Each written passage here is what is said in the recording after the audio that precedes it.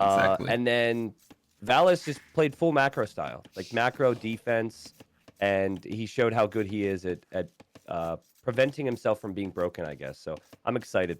Should be a great series here. Indeed, Valas did play amazing, and Tata played in the ways that we all dream about, right? This is how we imagine Arena. Yep. With all-in pushes, with 1TC economy, like that was great, and I was super hyped to see Tato yesterday, and let's see if we can get some of that today. And it seems like he has the perfect C for that, right? One of his favorite Civs. Yeah, this will be it immediately a strategy that's going to have to bring Valles out of his shell a little bit, right? Because when I think Valles, it's 2 to 3 TCs, fighting for relic control, and then really good timings on forward castles, if that's correct, or just Imperial Age compositions. But when you have the Cumans can make that second TC in feudal, and almost always you have to pressure them, otherwise you will regret it later. So what do you think is best? Like, do you think there's a world where you can just go fast castle as Slavs here and just go 3 TCs? Or is that bad? And if that's bad, what would you think Valis is going to consider here? I think Valas will go like that, unfortunately. But if I was in his shoes, I would definitely use a Slav chip siege to try and push as soon as possible, like while Tato is still in feudal age, forward the barracks, forward the siege workshop and monastery, and try to do damage. Okay. But Tato's map is actually quite perfect. Oh man, look what's coming. Oh boy. We are not Oh, he's gonna going. get a feudal boom. He's gone on stone.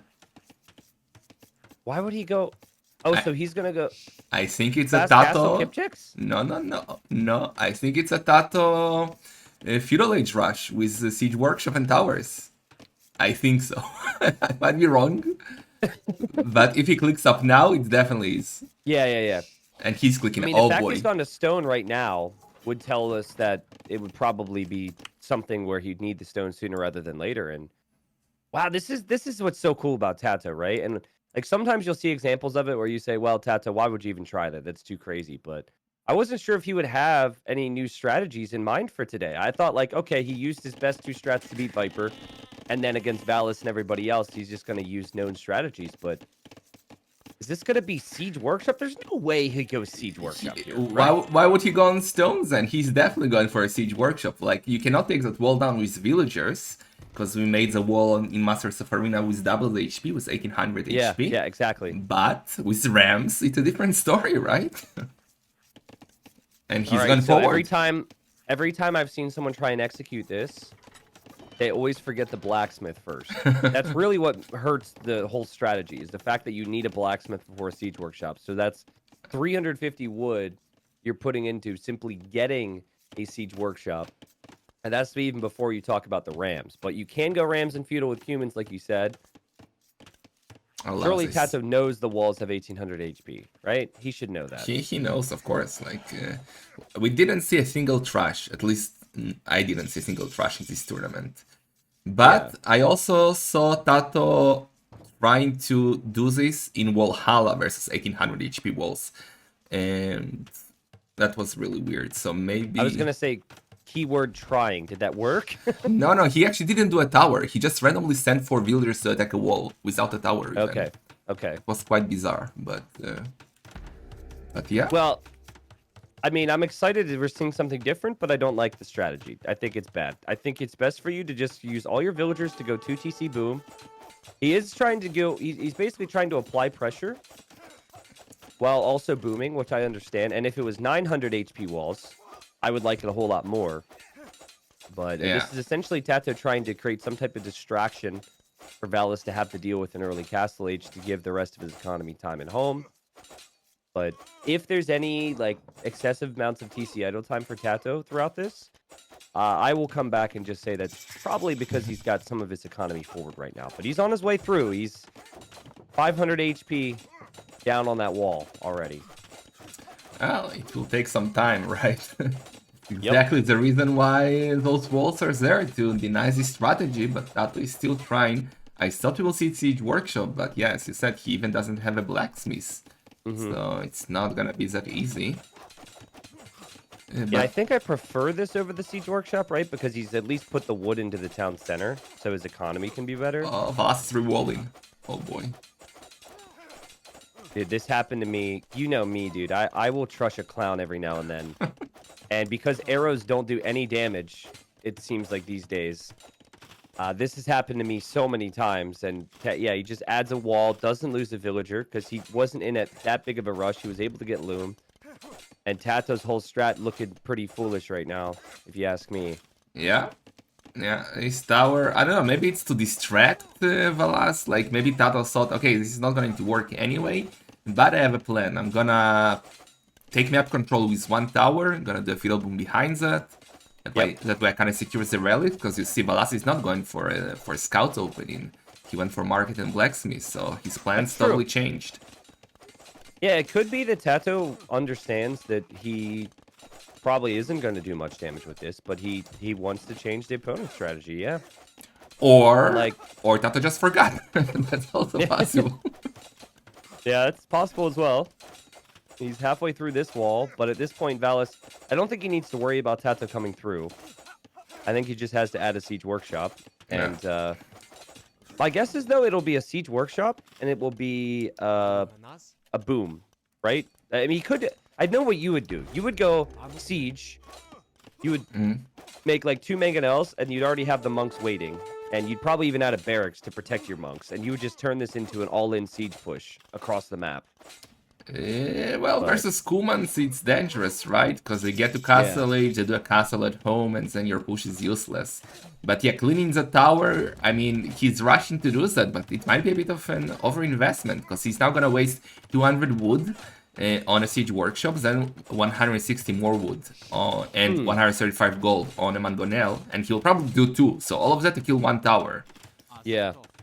It is interesting, and so like I kind of like in Tato's strategy more and more if that's the case, right? Yeah.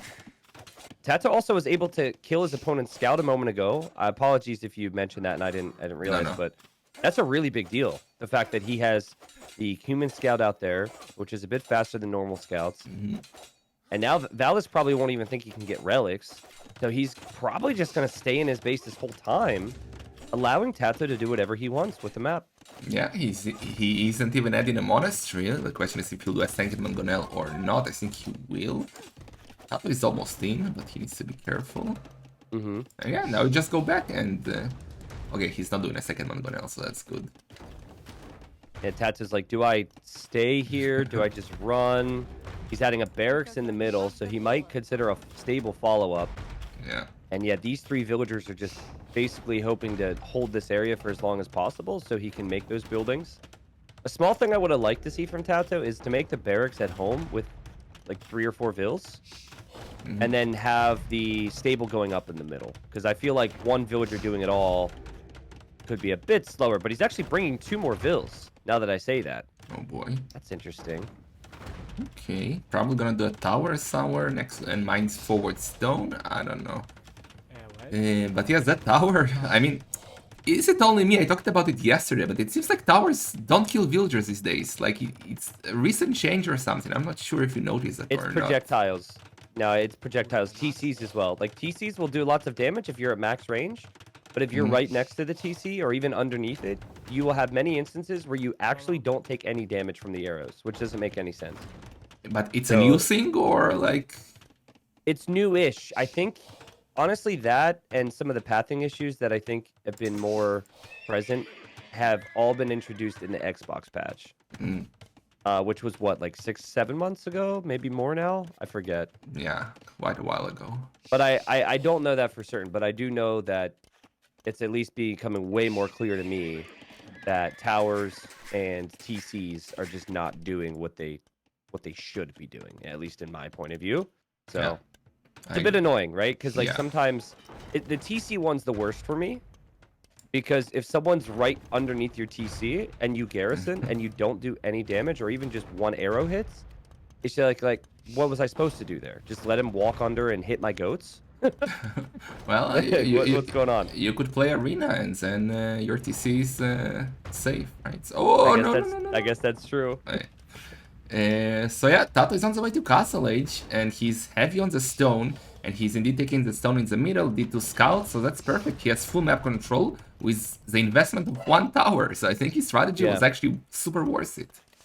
Yeah, and what he really wants is he wants a forward castle here. Yeah. And I think Valles should recognize that that's what humans typically want. He doesn't know that there's that many villagers forward, but he did see the scouts. So I think Tato should just place a castle where it can't be denied by the siege. Yeah, exactly. And then you're fine. He doesn't see the stone, Tato, which is a bit of a shame, 1 tile away. So he doesn't know to place a castle there, so he probably will try to place it on the gate or something, but yeah. I think he'll do a safe one for sure. He could even do a siege workshop already if he had the wood to be able to do insta mangonels, but it's not there yet. Do you think he will will go to market? Do you think he'll go to imp straight, like 2-tone centers, or add more economy here? Definitely. I think humans are at their best when they go 2 TC feudal age boom into a fast imp behind a castle drop. Okay. I think that's the best thing, because it's like the longer the game goes, the better slabs probably are, right? And okay, I think Valles, I don't know if you noticed it, but he was considering there doing like a double gate thing to try and somehow open up these walls to allow the mangonels to come further out here. But it seems like Tato's castle spot is just about perfect. Yeah, that's a classic Viper move from previous tournaments. So that castle is going up. That's perfect. Yeah, and then you can threaten your way into your opponent's base. So even if you just have 1 unit garrisoned in that castle, Valles has to respect that it could be multiple kip checks going to run in, because the wall piece will get shot down. So you prep and defend for that potential. And then all behind it, Tato's on the way to the Imperial Age, which at the very least will lead to him trebbing down 1 of, actually maybe even 2 of Valles' town centers here. And I just... Valles is catching up economically, but I really struggle to think of what he can do right now to, get his way out of this hole. It's really tricky. Yeah, he's in trouble, especially if Tato does a second castle a bit later, because he's still heavy on the stone. And I think it's perfect play by Tato. Like, we made fun of him not remembering and stuff like that, but that's a perfect strategy. Because if this is playing normal and both boom, and Valas gets to halve so, Tato is kinda screwed there. Like, it's a very tough composition for Kumans to stop. So, as long as Valas is still in Castle Age, Tato is in a perfect position. You know what kills this, but it's probably too late for it, is 5 rams and a bunch of pikes.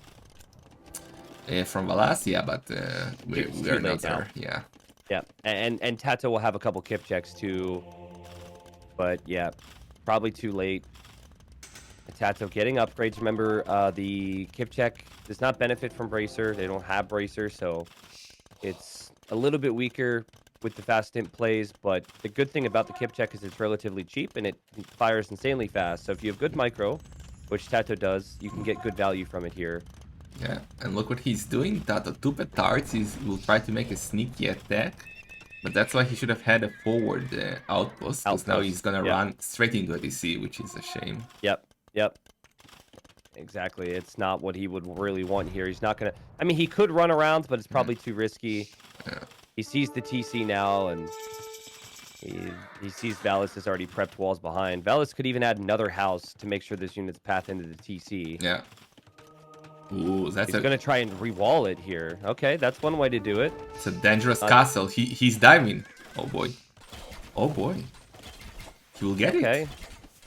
And the mangonels are going to go down. And That's the castle huge. will absolutely go up. This is horrible for Valles. Oh, my goodness. Yeah, those petards were super worth it in the end. Like, just to make sure that that castle goes up. I love it. Tato has now made 2 petards minimum in the last 3 Masters of Arena games. When we need to get a statistician on this. When's the last time someone has won 3 straight games with 2 petards minimum? I mean, we're maybe getting ahead of ourselves here. He is behind economically, but this position is super strong for him.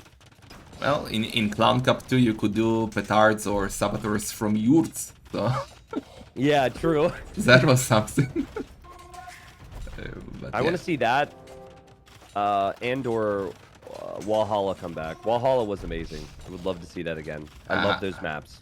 Yeah, Valhalla was great, and I hope we'll be able to post it again. Um, so yeah, Valas is in trouble. He's on the way to imp, but Tato is putting all the pressure. And he's gonna be down to 1 TC actually. So Tato will actually surpass him in economy. And Tato does not need to dive in and pressure anymore. He can, right? He can calculate it, but realistically, he's going to have all 5 relics. He's going to have a better economy. He has full map vision, so he could really just think about things other than just the kip checks. Maybe he could go for his own onager once his eco gets a bit stronger. Humans do have siege onager.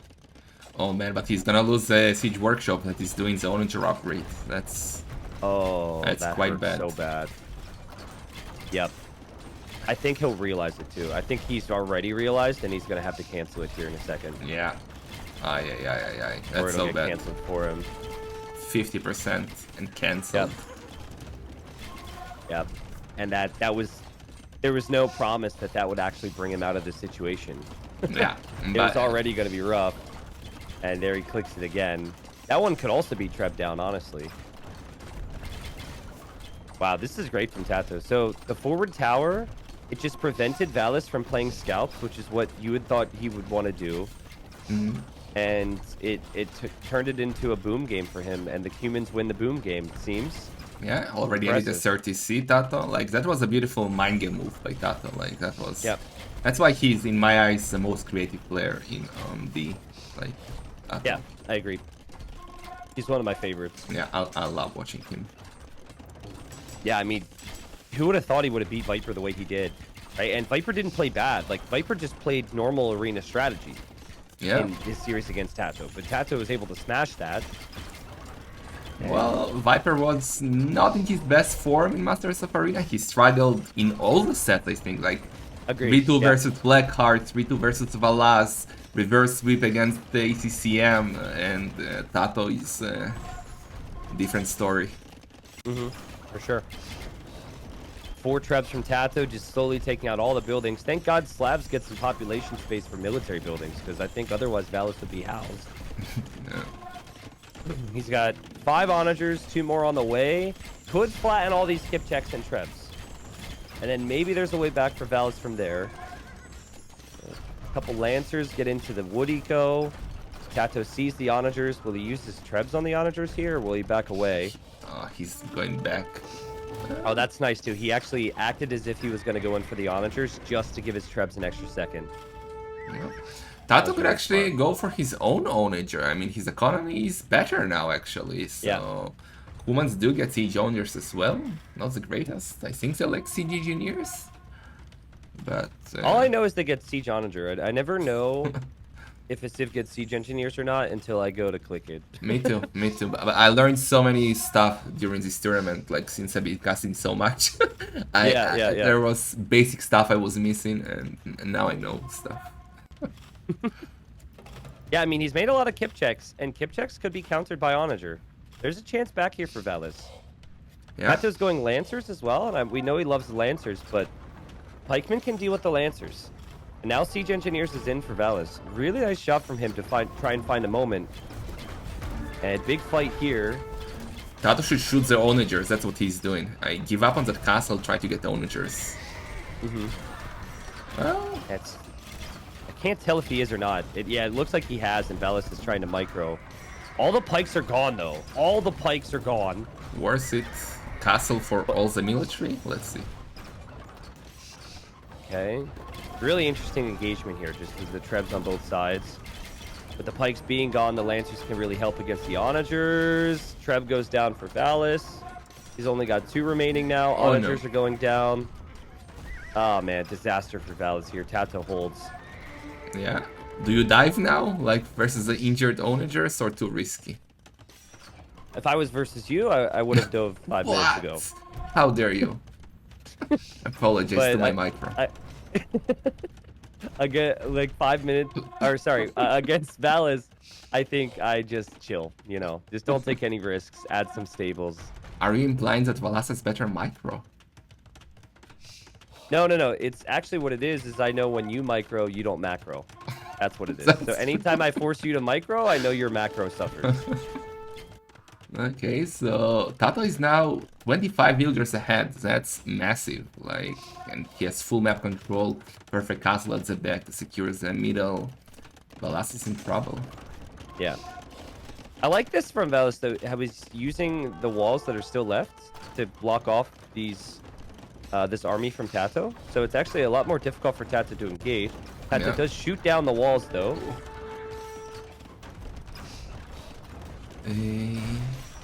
Well, Valas has only one town center, so... Oh no, oh no, okay, they're not trapped. So the Lancers were trapped. Valas has only one town center, so it's really hard for him to get villager numbers up. Yeah, He's kind of stuck. And gold, too, will be an issue for him if he doesn't push back this area, because he's taking gold right near where his traps are. All the traps! I think you just dive now if you're Tato, right? Let's see. Oh boy. Good splits. Man, Kipchaks do so little damage. I hate Kipchaks. I love Kipchaks, man. What? It's that type of unit that I die to and I lose with. Like. Yeah. Even just the Civ, right? Like. Yeah. The Cumans, if I try and boom with Cumans, I die, and if I try and stop someone booming with Cumans, I also die. Exactly. But what I like about the Kipchak is it matches the Cumans so nicely in terms of their timings. It really suits the Civ. Like, if you give Kipchaks to some other civilization, it wouldn't really fit as much for me. So thematically, they're nice, and they are quite cheap. Tato's been able to lose some, but still be fine here. And now Elite Kipchak's on the way. Yeah. We'll see if he still has Kipchaks remaining when he gets Elite, but he's still just holding this castle up. Well, there is only one trap from Valas shooting, so Tato can... Oh, well, actually, the castle is almost dead. He needs to repair a bit better. Oh, he's out of stone. That's a dead castle. Oh, panic repair? Not too Gone. late. Yep. Okay, I think Tato needs to stop making vills, and he needs to queue his own onager upgrade. Like, what's going on here? He's at 149 villagers. Yeah, that's too many. That's too many. Big brain moves now. Add barracks. Do champions with the Kumans. Game over. Like, Valas has nothing to deal with that. I think you could even go with your own halbs, right? Just to match the opponent's halbs.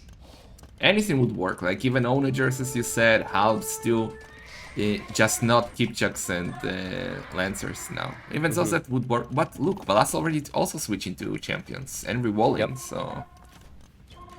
If he re-walls, this is something I noticed he does really well. If he could re-wall and then just get one big snowball of like 70 army, he could win this game. He has great patience, Valles. And I realized it when he was watching Barles. Like in the Sicilians Incas game, there's a lot of other things to talk about, but I noticed he was under pressure and he just added another TC. He didn't rush First Crusade in that game, which I would have. I would have been like, give me army now. He just is able to just chill in moments where everyone else would be freaking out, and he's got 30 halbs now, 8 onagers. Getting some techs. He isn't re-walled yet, but I think Tato has been so late to getting any other type of military out here. He could possibly have some problems against this. Good shot, yeah. Valas, again, should maybe add it on center or two. He needs, like, let's say 25 more villagers to recover his economy. But if he can hold, if he can get to that halb onager mass, he will be in a good position. But Tato, he's one of those players that knows how to deal with these situations, right? He will never take direct fights versus that military. I can see him doing soon Siege Workshop. Exactly, look, on the right side already. Siege Workshop on the right, he will do one on the left, he will do Rams, and he will try to overrun Valas, like raid him from all sides, use his mobility, and he loves to do that. I think Tato should win this game, but great job from Valles to hold on. And I also should point out Tato's relics, they haven't been moved yet. Okay, he's starting to grab some now. But remember that game against Viper, Britain's Ethiopians? He moved those relics right away. Yeah, it's super important. He's doing it now. I don't think it's too late. Well, might lose 2 relics or 3 actually, because Valas is now getting siege onagers, so it's getting interesting. It's getting really interesting just when he thought Valles was dead. He's back, baby. He's even getting longsword too. He's taking gold in his base and the gold outside of his base.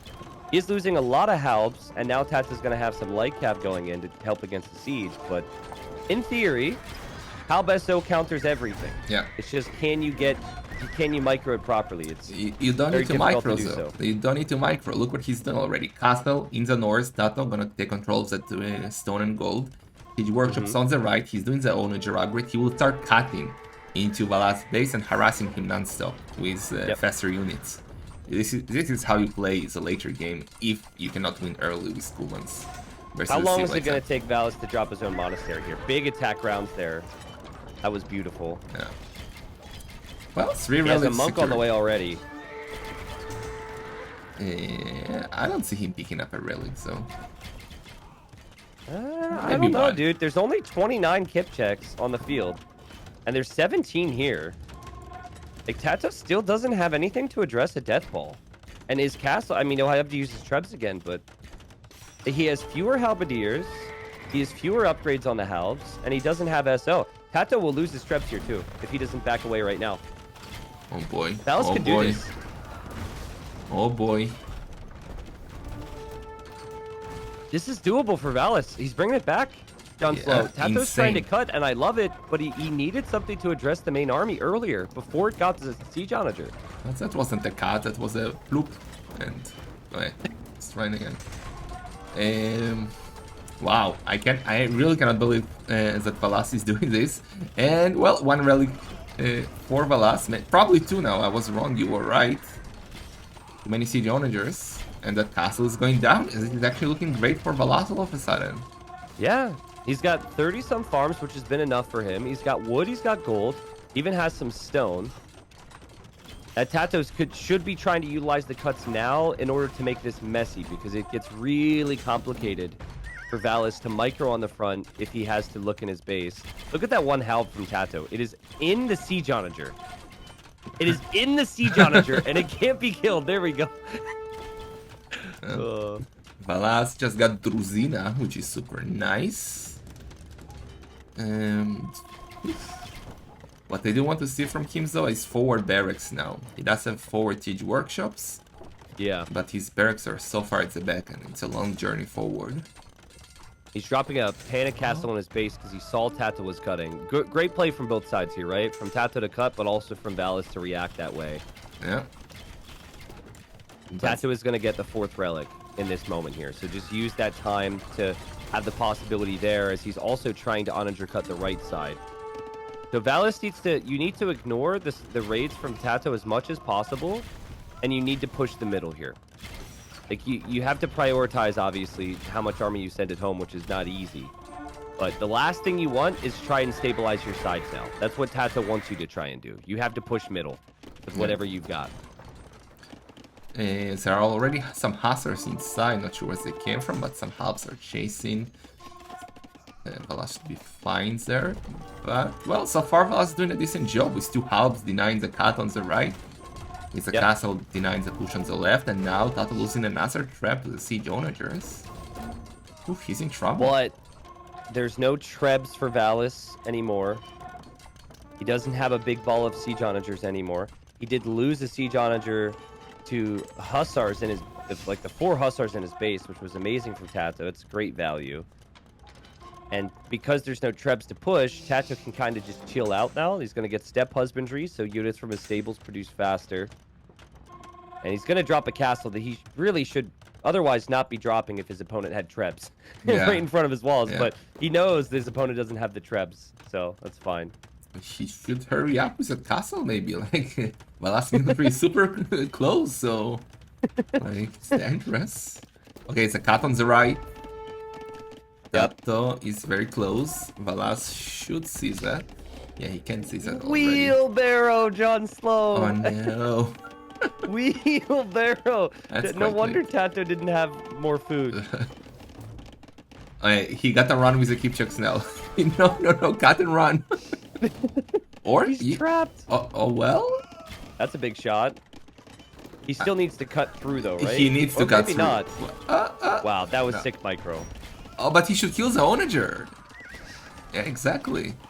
Oh, that's perfect for Tato. That was bad. Also, Tato using Halbs to attack the other siege onagers in the middle. That's huge for him. If he can Yeah, get really 1, 2. good stuff. What? Okay, 2. And Tato is in. But... No, he's just standing there. To be fair, there's not a lot there, really. There's like a couple farmers exposed. It's kind of interesting. Valles is just trying to clear up Tato on that other side right now with his siege onagers and traps. He's not pushing middle at all, which makes me worried for him because I feel like he had to push middle sooner rather than later here.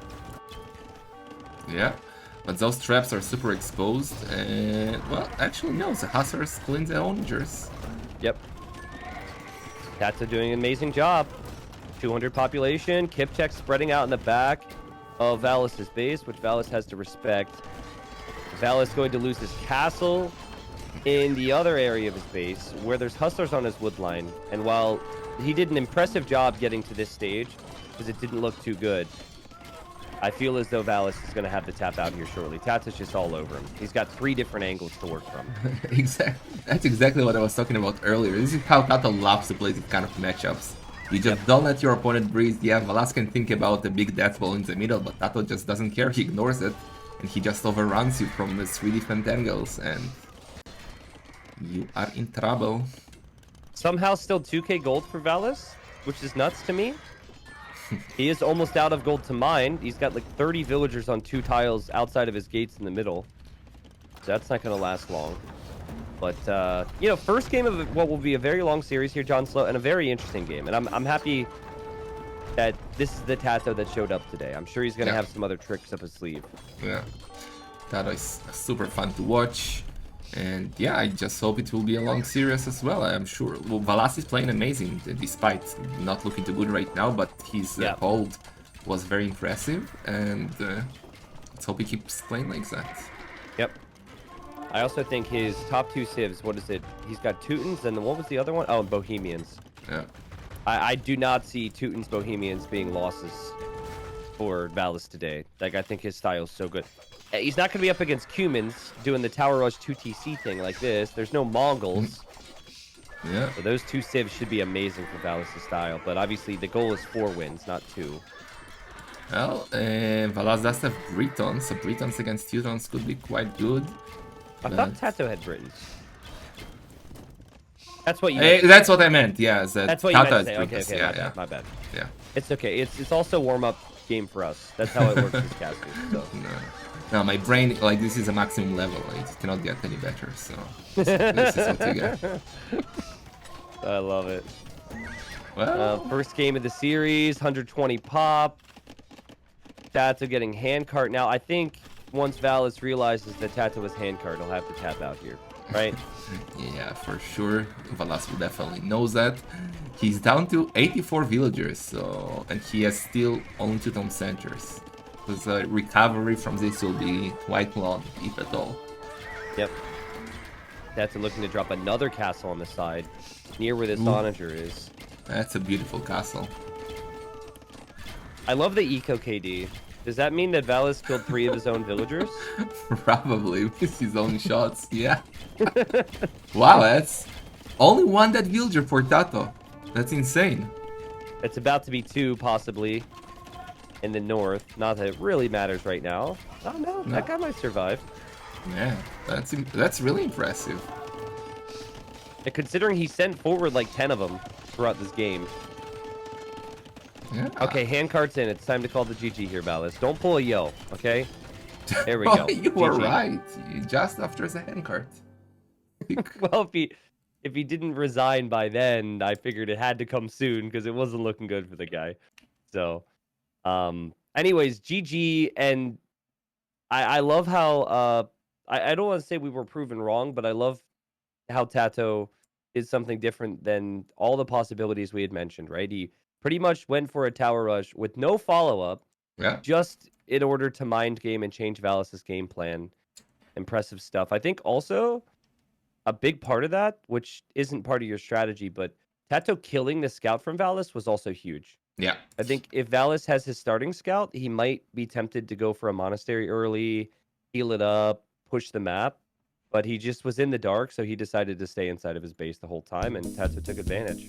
Yeah, that's why the Kuman Scout is always so nice with extra speed, like always gives you an advantage once you get the first hit. That was really good. And yeah, I think it was a beautiful game all in all. Like Tato opened really strong, but then Valas did a very nice comeback. But in the end, Tato just overran him with the power of the Kumans. Yeah, good stuff. 1-0. Very happy with that. Tato, where did he pick the Cumans? Let me look at the draft. It's one of the later-ish picks. Yeah, which That's I was pretty good for surprised him. about. Yeah, very good. See, his 6th pick versus, well, also 6th pick from Valas. So, Okay. yeah. Yeah, it wouldn't surprise me if a lot of the arena players are scared of Cumans because they feel like it opens them up to being pushed, and it's hard to defend. So Tato kind of found a way to answer that problem, I guess. Okay, they already launched game number 2, so we can see the sieves there in a second. Civs are going to be Khmer Incas. Oh boy. Ooh. That's a really interesting one. Well, I like Khmer a lot, and again, it's a creative civilization, a civ that you could do a lot of unique things with, both in your uptimes and your build orders, but also with your units. Like Just full day fun. Mass Ballista Elephant, really hard to counter for any civ. I think it's too expensive, but still. But yeah, like Ballista Elephant Cutting could be cool. Well, like Khmer could be really strong. The issue is, imagine if Incas get to Siege Onagers and Kamayuks. Like, it's basically over. Well, they don't get Siege Onager, John Slow. They do not? No. Yes, they do. No, they don't. Yes, they do. No, they do not. They Incas don't? get Onager. Why do I think they do get Siege Onager? Aztecs get Siege Onager. Aztecs would definitely get Siege Onagers. Why don't they get Siege Onagers? They need to get Siege Onagers. Okay. Kamayuks and Onagers, I take that back. Okay, all right. It's still enough. Yeah, I agree with you. It's probably still enough. I'm still learning, so I told you. Like, I'm new to this game. My favorite part is how like 10 minutes ago you're just like, man, I've just been learning so much, and casting all these games has helped me so much, and then you just come out with Inca Siege Onager. No, Love it. in my mind, they do Wait. get Siege Onagers. Wait, someone's saying Incas get Siege Onager. Am I wrong? No. Like, Incas don't get Siege Onager. Hold on, let me go to the tech tree. if they do get, There's no way. No, they do not get it. They do not get it. Thank God. I was really questioning my existence there for a second. But Holy in my cow. head, they do get. Who am I confusing them with? Probably Aztecs.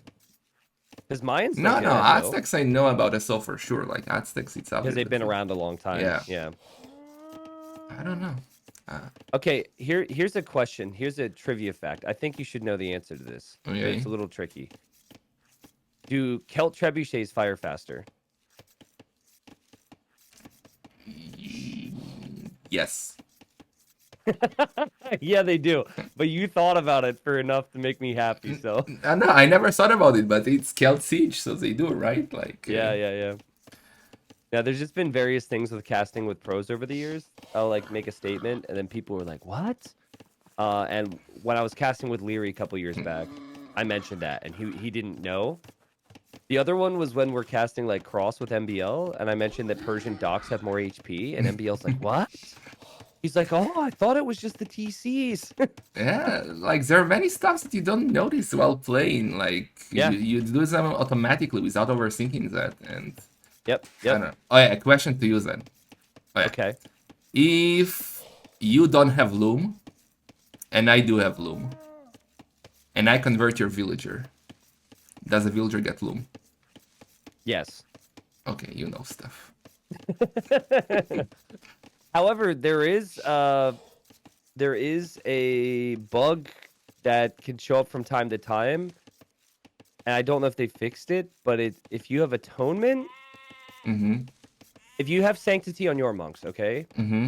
and then you get atonement, and you convert a monk that didn't have sanctity, that Mm-hmm. monk gets more HP. But I don't even think it's exactly what sanctity brings you. I think it's like plus. Oh wait, no, I'll tell you what I saw. Okay, so it adds the HP onto the. How do I describe this? Okay, the monk you converted gets additional HP, but the base HP is still 30. So it'll be like 45 over 30, if that makes sense. I never noticed anything like that. Yes. I don't know if the bug's been reported, but I saw it in this tournament, actually, because I was just clicking random monks, and I was like, how is this monk at 45 or whatever over 30? Weird. Okay, I was noticing weird stuff. Who played that? Was it Ganji? I don't remember who played that with Bengalis versus some other Civ monk war, and then Bohemians. Yep. the monks with the extra armor who got converted lost it, or the monks that the monks that he converted got it actually.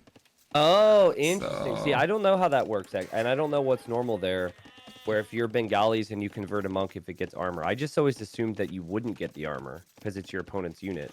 yeah, I think you actually I don't remember already. This stuff is confusing. Well, anyways, to the game. Yeah.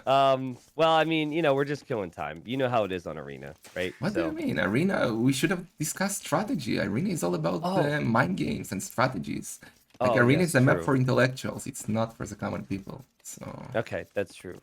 Well, we had to lure the common people in with our initial conversation, right? now So that now we got them, yeah. now that we got them, now we can talk deep strategy. Yeah. So Uh, 23 Tato's just gonna go villagers. straight FC here. It looks like, right? He doesn't need any buildings, so he's gonna click up right away, right after Yeah. he hits feudal. And 23 then do you plus expect 0. stable from him? Do you expect full boom? What are you thinking? No, he will do a stable. I mean, I will do a stable, and Tato should play according to my standards. Yep. So I think he will. Okay. While Oh, shit. Valas, Go ahead. Sorry. I would say barracks and eagles. Yeah, I think Barracks and Eagles make sense. Blacksmith Market to go fast castle. Yeah. Some players add the barracks at that same time. I think with Incas you can do that because you don't have to have as many houses, save some wood. And the question then is it one or two barracks? Because sometimes players don't like to go one barracks against light cav, Yeah. I've noticed. So Yeah. sometimes it's double. Might be two. Very late deers for Valas, but he should be fine anyway. Yeah, he'll go for the market, Oh, and then cannot we'll see a afford. blacksmith here in a second once he gets the wood. Have some idle This time. will mean he has to make an extra villager, though. Or idle time. We cannot accept idle time. Idle Well, time is the death of arena players. Right, Eddie? What? How dare you? Even though Eddie's a delight, but he's probably rioting now in France or something. Man, I thought Eddie was back for a bit, man. He was playing the game, and then he saw players he used to beat probably higher rank than him, and he had to leave. He just wasn't happy with the matchmaking system. Like Eddie he wants to play arena arena. only. He doesn't care about anything. He wants to play arena, and once he Yeah. couldn't get it, he quit again. Yeah. But he did send me a picture of him to use in the trailer for the tournament, so that's something. Nice. Yeah, he's a good guy. I remember it was like ECL 2018. Mhm. I don't know what he's still like these days, but at that time he was big partier, so he's always looking Yeah. to party, right? Yeah. And he was like midday. He's like, T90, we go club tonight?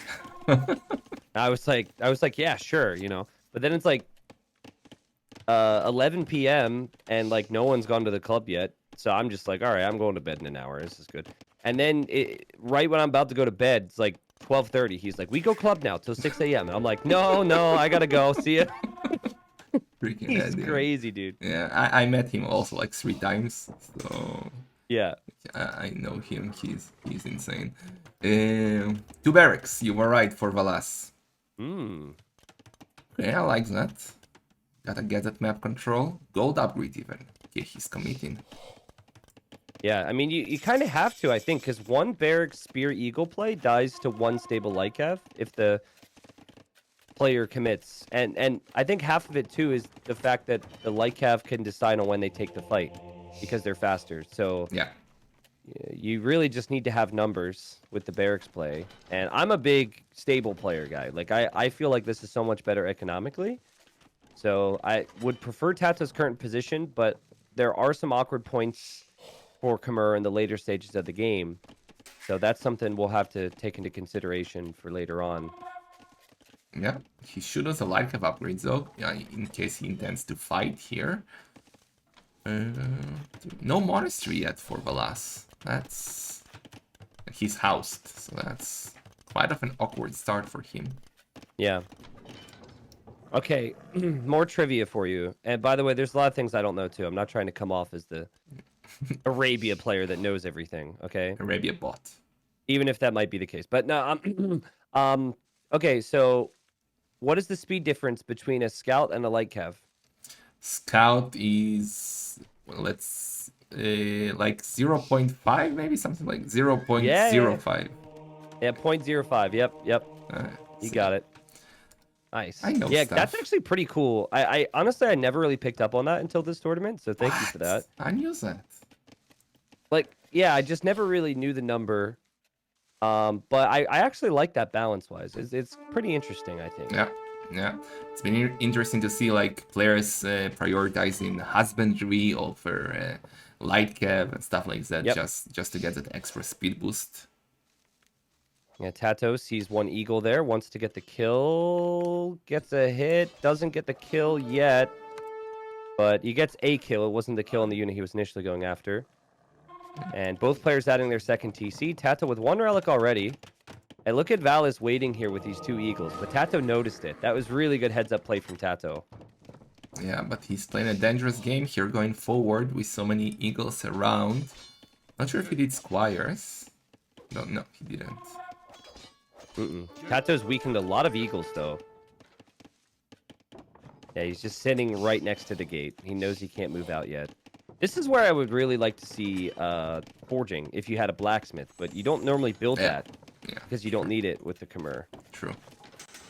That's a downside though. Like you do save the wood and you get the faster uptime, but you cannot do the upgrades or use the market. So there is a downside. Yeah, and like, to that. and it just feels so bad to have to add it after the fact. Players don't do it, so they'll just save the wood for TCs usually. Yeah, and also the barracks if you're in a scout world. I mean, versus Incas it doesn't matter because they don't get scouts. But if you're playing a light of game, you sometimes want to mix in some spearmen, and as a Khmer you cannot do that. So. With forging, that eagle on the left side would have died. Tato lost his scout in the last moment. Tato looking for some weak eagles, though, picks off two of them on the right side. That was very well played. I would like to see Bloodlines. What do you think about that? You have a stable. You're going to have 10 light cav. I think Bloodlines is probably worth it here. Yeah, if it's only eagles. Yeah? Yeah. I'm very proud of myself. What? Bloodlines is on the way. Ooh, nice.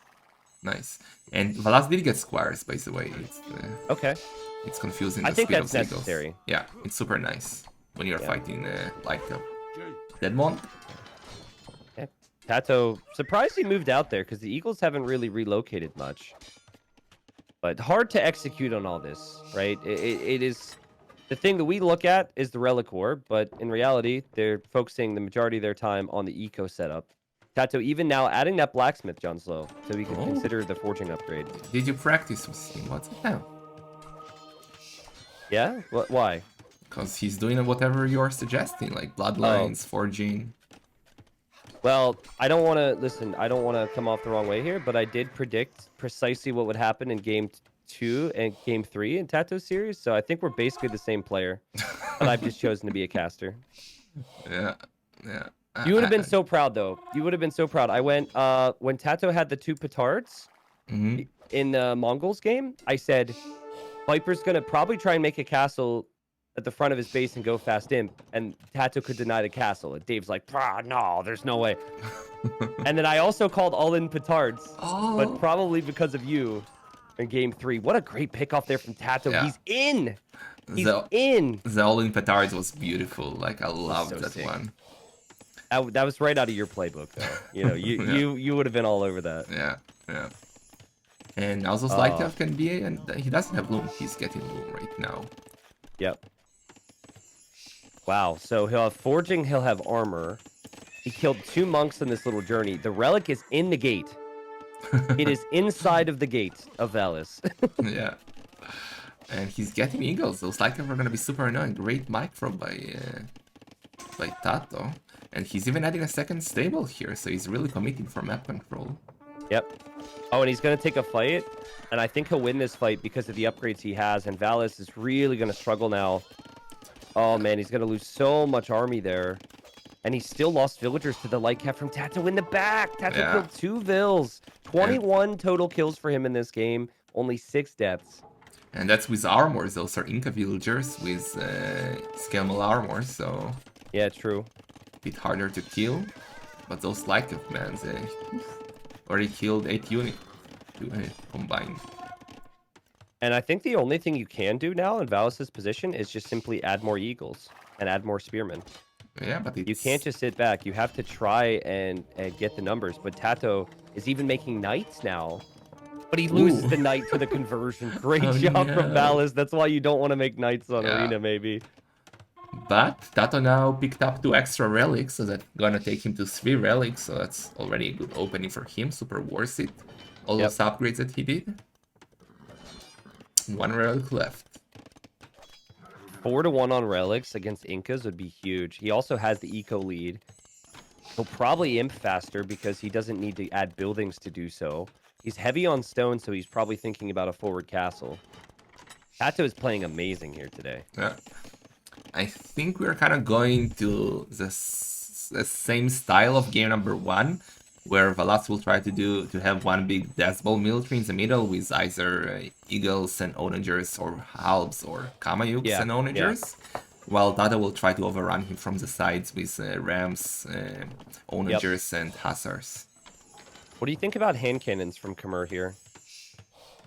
Yeah, could be okay as behind the hussars. Could be good actually. Yeah, I feel like hand cannon hussar is what I would go for. Like, I wouldn't want to go arbalest because the opponent has eagles. Hand cannon's pretty good against pikes and against the eagles, so... Tato kills that monk. Oh my god, that micro was insane. Yeah. Dang. But he's got to avoid taking some fights now because pikeman's out. Delete the knight. Delete the knight. He's not deleting the knight. Knight gets converted. But this is still a fight that Valles wants to take. He's probably macroing right now. That's a fine fight for him if Tato lets him take it. But should he dive in now? No, you got to go back. You got to go back. Because in the choke point, the knights will win. Yeah. Well. No, well. And Tato is on the way to imp. Yep. 86 villagers. He can't go forward castle. Like, Tato wants... He wants to win a fight and then drop the forward castle. It would be very risky to move out. He's going. Whoa. Or not. No, he got scared. He got cold feet. He's probably thinking, I don't want to throw this now. That's a lot of pikes. There's 12 pikes and 16 eagles. Tato does have full armor, and he's going to get full attack. But I think the fight would not be good enough to be able to have villagers protected. Like, you at least... You probably win the fight, but then you only have a couple knights remaining. Yeah. Too costly. He really wants that forward castle, though, because, look, he's not doing it at home. He's still hoping to do it forward. He knows that he needed to put the pressure, because if he loses map control, he will be in trouble. Yeah, it's true. Imp is on the way now for Valles. Tato's going to run forward now. He has lured most of the army for Valles to the left side. I like that. Yeah, that's really good work. Valles has to chase that. Valles doesn't have any vision on the right as he's adding more barracks. So we know that if Tato doesn't have a castle... Look at the castle. That Tato's going to be overrun by this army eventually. And dang. Tato picked up the second relic, by the way, so it's 3-2. Okay, good job. Eagle Warrior upgrade on the way for Valles. With 14 Eagles, it makes sense. Ultimately, the one thing he's going to want is Halb. Tato now getting Loom, That's and now the castle's on the risky. way. He does have a university going up at home, by the way. So he's maybe thinking hand cannons. And Valas can see that. Is he gonna dive? Oh, even got a mangonel. Oh boy. Nah, I think he's still Tato... Yeah, Tato would actually clean the fight with Imp Armor coming in. And Tato's micro continues to be amazing. He splits off the perfect number of knights to kill the mango. Yeah. And he will invite Valles to take a fight underneath this castle. I think Tato takes this fight right when armor comes in. Like right here. Maybe even chooses to engage. And backs away. Fidu Cavalier, I guess. Right? He has 19 knights. I think so. He's going to go forward range. I'm sure there will be more. Tato was a master of map control in the previous game, but he had the castles right in Valles' face. If you look at Valles' base now, he's still free to leave to the left-hand side, and he's got a siege workshop for vision, an outpost or two for vision, which is amazing. So this isn't near as threatening from Tato here as it was in game number 1. Yeah. I love that small wall by Valas with a house that sends a palace side. So Tato cannot trade him on the right side, but the trap is there already. And yeah, Halb Onager. No siege Onagers as I thought, but Halb Onager is still good. Yeah, still really good. And Tato just currently trebbing down a TC here. I think Tato fully expects that he's going to have to back away at some point. And Valles is going to take the fight. Tato's going to take the fight. Nah, Tato should Tato wait. doesn't have Cavalier yet. Yeah. And Trap goes down. Valles holds. Impressive. He's got more population. But he's the one under pressure right now. More and more ranges and chemistry is there, so what is he gonna do? Yeah, hand carriers, man, you know Arena T90. Impressive. Yeah, man. Do you remember the game we played? It was you were Turks and I was Byzantines. This was many months ago. Does that stick in your brain at all? I don't remember what I played yesterday, but tell me what happened, maybe. Okay. So, man, I'm really proud of it. I should have shown you. So, it was Dark Age. I'm Byzantines versus your Turks. And I was like, man, guys, I don't know what to do. He's like, I think this is a Civ win. So I go, in Dark Age, I go, okay, I'm going to tell you how this whole game goes. Okay. Like, I'm going to go Tower Rush to try and make it messy. I'm going to delay him, but he's going to keep me out, and he's going to siege push my walls. He's going to go for a castle. Yes. He's going to move forward with Janissaries. I'm going to go for a defensive castle to try and go fast imp. He's going to fast imp around the same time. He's going to have Turk bomber cannons faster than me, and he's going to win the game. I said that all in Dark Age, and literally everything that I just said transpired. Yeah, I remember something like that, actually. Maybe I just understand you, you know? Maybe. Well, you do have quite a few of my games on YouTube, right? So. Yeah, dude, I'm a big fanboy, dude. Your games are amazing. I'd rather watch you play Arena than majority of other players, to be honest. Oh. Look what Tato is doing on the right side. He just loves cutting in one ballista elephant. I love it. Dude, and Tato I love it. And Valas can see that, so he's going for the wall. Yeah. I mean, it forces a reaction of some kind, right? Yeah. Valles has to do something. He has to spend stone on that. Like, you could make an argument that's worth it for that reason. I think Tato's not going to be able to push in deeper into Valles' base, though. With Onager and Halb, it's going to be really tricky. Yeah, remember when Chimeric got cannons? Those were... Yeah, they were insane. Yeah. If Tato would have had bombard cannons already, this would be a very different game. I kind of... How Valles walled in the gold on the left side of Tato's base, by the way. That's a really big play. Yeah. I kind of feel like Chimera should get block printing. Feels like every Civ gets block printing, so I don't have any issues with Khmer getting it. I know not everyone does, but... They really struggle against the Halb Onagers. So... I think they're fine. I think they're fine. They still have some fun things on Arena. I think they need to be awkward at this stage of the game. Okay. But Tato's going to regret having all of his archer ranges here, because he's absolutely going to lose this position. So he's got to back away and start to expand. He is already dropping a defensive castle at home. He's starting to branch out to the left side to drop outposts. And he's going to encounter those fortified walls, which we'll have to deal with. I think you can actually take one of those golds through the diagonal piece of wall, by the way. I don't think Tato will try it, but I think Yeah. you might be able to. Yeah, I think you can. You definitely can, actually. But, well, Tato already preparing like Siege Worship on the left, we'll get one on the right, and again, it will be kind of similar to the first game, and he's already doing onagers as well, so that's perfect. Yep, That's the this way. is what Tato likes to do. And he's got an eco lead, and he has more relics than the opponent. Granted, it'll just be one once Valles gets his second relic back into a monastery. Yeah, and Valas, as we said, going for the Death Bowl in the middle, like, that's how you play Incas. It's a slow, yeah, well, unless you're going Eagles, but still, it's a slow civilization. You gotta move step by step. And let's see. One big shot on the hand cannons, and this game is busted wide open here. Yeah. And Tato needs to have perfect micro with the hand cannons. It's not going to be easy. Well, he has onagers of his own that he could try. Oh, look how staked they are. Like, it's dangerous. Yeah. And what Valles will want is he will want a castle next to his trebs to be able to pressure Tato. Oh my god. Oh my god. How did Tato not lose a unit there? That was impressive. What a crazy save. But now... Oh. Dude, it's just not even fair. I can totally do that. Yeah, that's true. I've seen it. Now random hand cannon is going to die, running into the whole group. That's just Tato having his rally point set in the wrong area, and Tato has to really respect this. Love the castle from Valles because it secures that additional stone too. Yeah. So that could mean future castles, and he's got the trebs waiting. This is the slow creep that Valles is so good at. And he's even taking what I consider to be a good fight on the left. Like that's not bad. You could trade helps against Cab all day. Yeah, it doesn't He'll matter. be happy with that. Exactly. And our big push coming, we got 4 traps and onagers, and only, well, let's see the micro.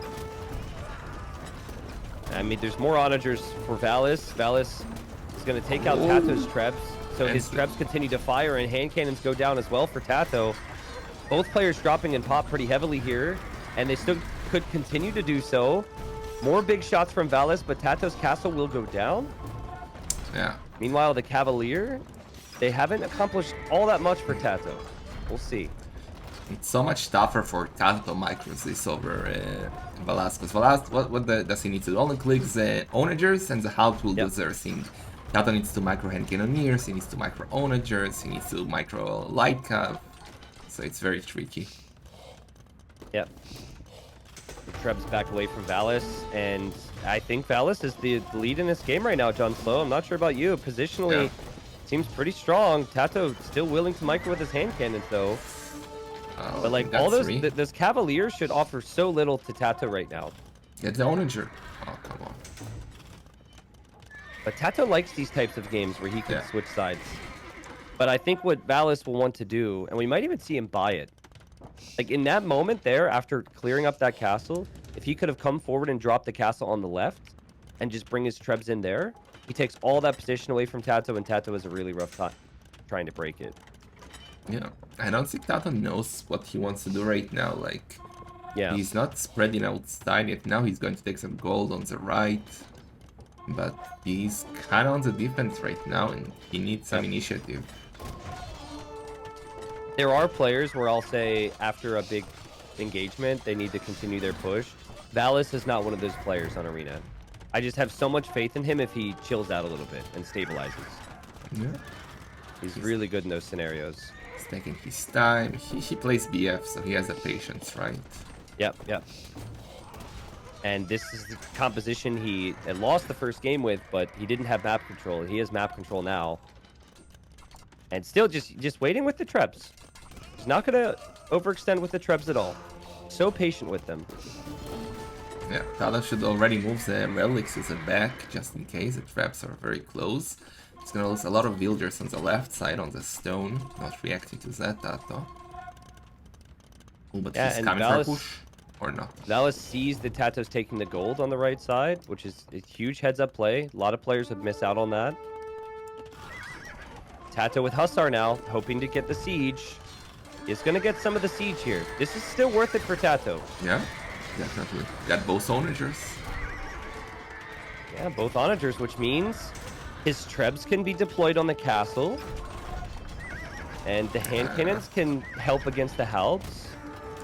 There's another onager in queue for Valas in the Siege Workshop that's close by, but that'll take a minute. But Valas using his own trebs here. Perfect defense. 4 versus 2, it's not gonna work. Especially when Valas is repairing like crazy. Also, look at Tato on the left side. Villagers going down. Hand cannons not being microed as well as he would want because he's looking everywhere else. This becomes so tough to micro with Khmer right now. Yeah, and we see a skirmisher on the field. That's a sign of desperation. So that's a misclick, right? That tells you he was worried. Well, I'm just happy when we get games without skirmishers, and so far we had 2, so that's great. Yep. Worst you know that thing you would always say when you get up against an arena player? You'd be like, her, I go scouts into knights. Yeah. It's literally arena's like, her, I go scouts into Lykev. Well, that's the joke came from Arabia, but yeah, now it's our own joke. Yeah. It was said by the intellectual dark noob. Yeah, I love it. And my favorite thing is when like 95% of your chat recognizes that some of the phrases that you clowns say is like it's in jest. But then there's like, maybe I'm wrong with the percentages, but then there's like 5 to 10% and it's like a way of life. And it's serious. Like they really feel those words. You could just tell there's so much passion and emotion behind it. Like they've been scout rushed too many times or something, you know? Yeah. Well, some players take arena seriously. I'm not one of them. Yeah. I always love to joke about arena, but yeah. But you know what happened? The Masters of Arena actually killed arena, so now. That's true, because no arena clowns actually make it. Yeah, and now they're all quitting arena, so. Yeah. Oh yeah, it's true. CL has been disbanded. Yeah. Modri's out, Ryan is out, Draken is out, like. Big shots here from Tato, maybe? Ooh, the onagers were clumps. Oh boy. Well, he does get some decent kills there, but he loses another castle here. That's the most important thing for him. Because he doesn't have a single castle now. He can't make trebs, and this is a civ that can't make bombard cannons. So I don't see how he's ever going to be able to push Valles now, and Valles knows it. So Valles is going to drop a castle. A little ambitious, maybe. This might be denied. Well, the onager should shoot the villagers. Hello? But it's so much micro going on that it's hard to notice everything. Okay, now he's coming. He denies that castle? Maybe. Okay, what? Okay, he's gone back. Yeah, he's going back. Honestly, I like the idea from Valles, but it's just a little too early, right? It's the first time he didn't show patience. Yeah. Tato is housed like crazy now. He's rushing a castle at home, but needs houses too. I think that castle, I think you delete it, and you just branch out on the right side, and you castle that golden stone. There's more stone there that will give you another castle in the future, and it takes Tato off of that gold. That's the most important area for a castle right now. And then you could push the other areas. But you do not need to force the issue through the middle right now if you're Valles. I think you're okay here. Yeah, and Tato, well, what's he doing? Like, both are doing skirmishers. Now Valas is the elite, Tato has some on the field. And he didn't redo a monastery yet, so the relics are just laying there. Yeah, it was the most classic thing. Like, it was the most... It was the clowniest way for CL to ever disband.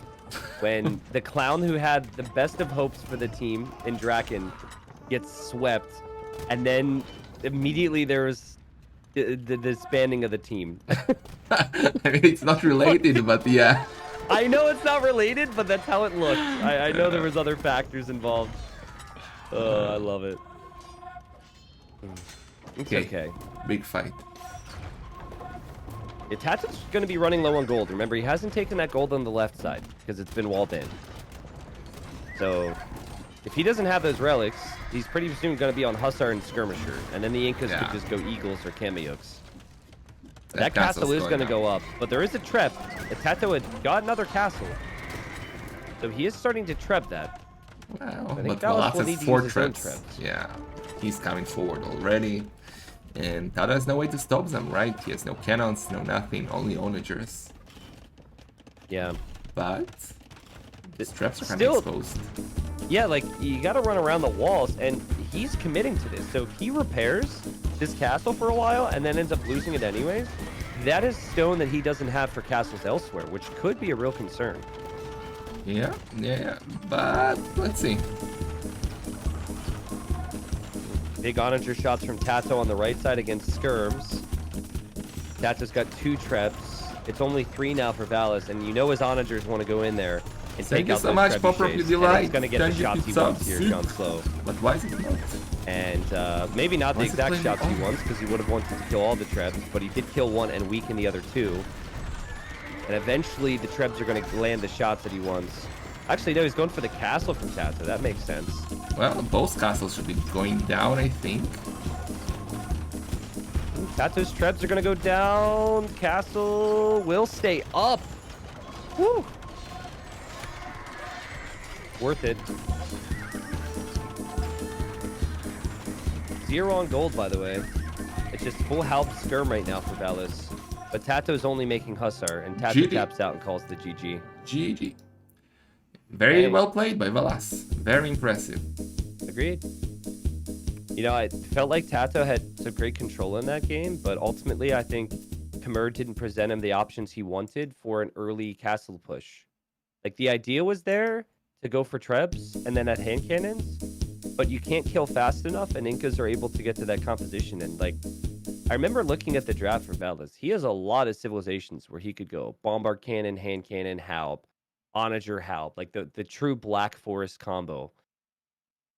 So it's not the first time we'll see that from him. And Valles, like we said in game 1, even though he lost, showing some real quality today, and that's going to be a big boost to his confidence. And this is going to be a slog of a series, man. This is going to be close, I think.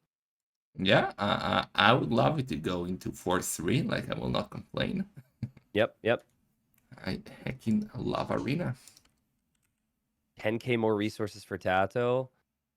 He even had more kills than deaths in this game, but it was just, how do you spend the gold? He spent most of his gold on hand cannons and trebuchets and onagers, which isn't awful, I suppose, but really feel like he lacked a little bit more of an oomph there. He needed more to break the Incas. Yeah. So let's see what we will get for game number 3 here. Khmer losing to the Incas. So wow, Valas still has amazing civs. Both didn't use any of their top 3 civs so far. True. Bohemian, Sidon, Aztecs, Britons, Portuguese, Bengali. So many options for nice monk wars. Wow. So I'm looking at the civs. Bohemians is just like Halb Siege Central. Teutons, Halb Siege. Yeah. Aztecs a bit different, but he could play them similar to how he played Incas there, maybe. Like Pike Siege, Monk.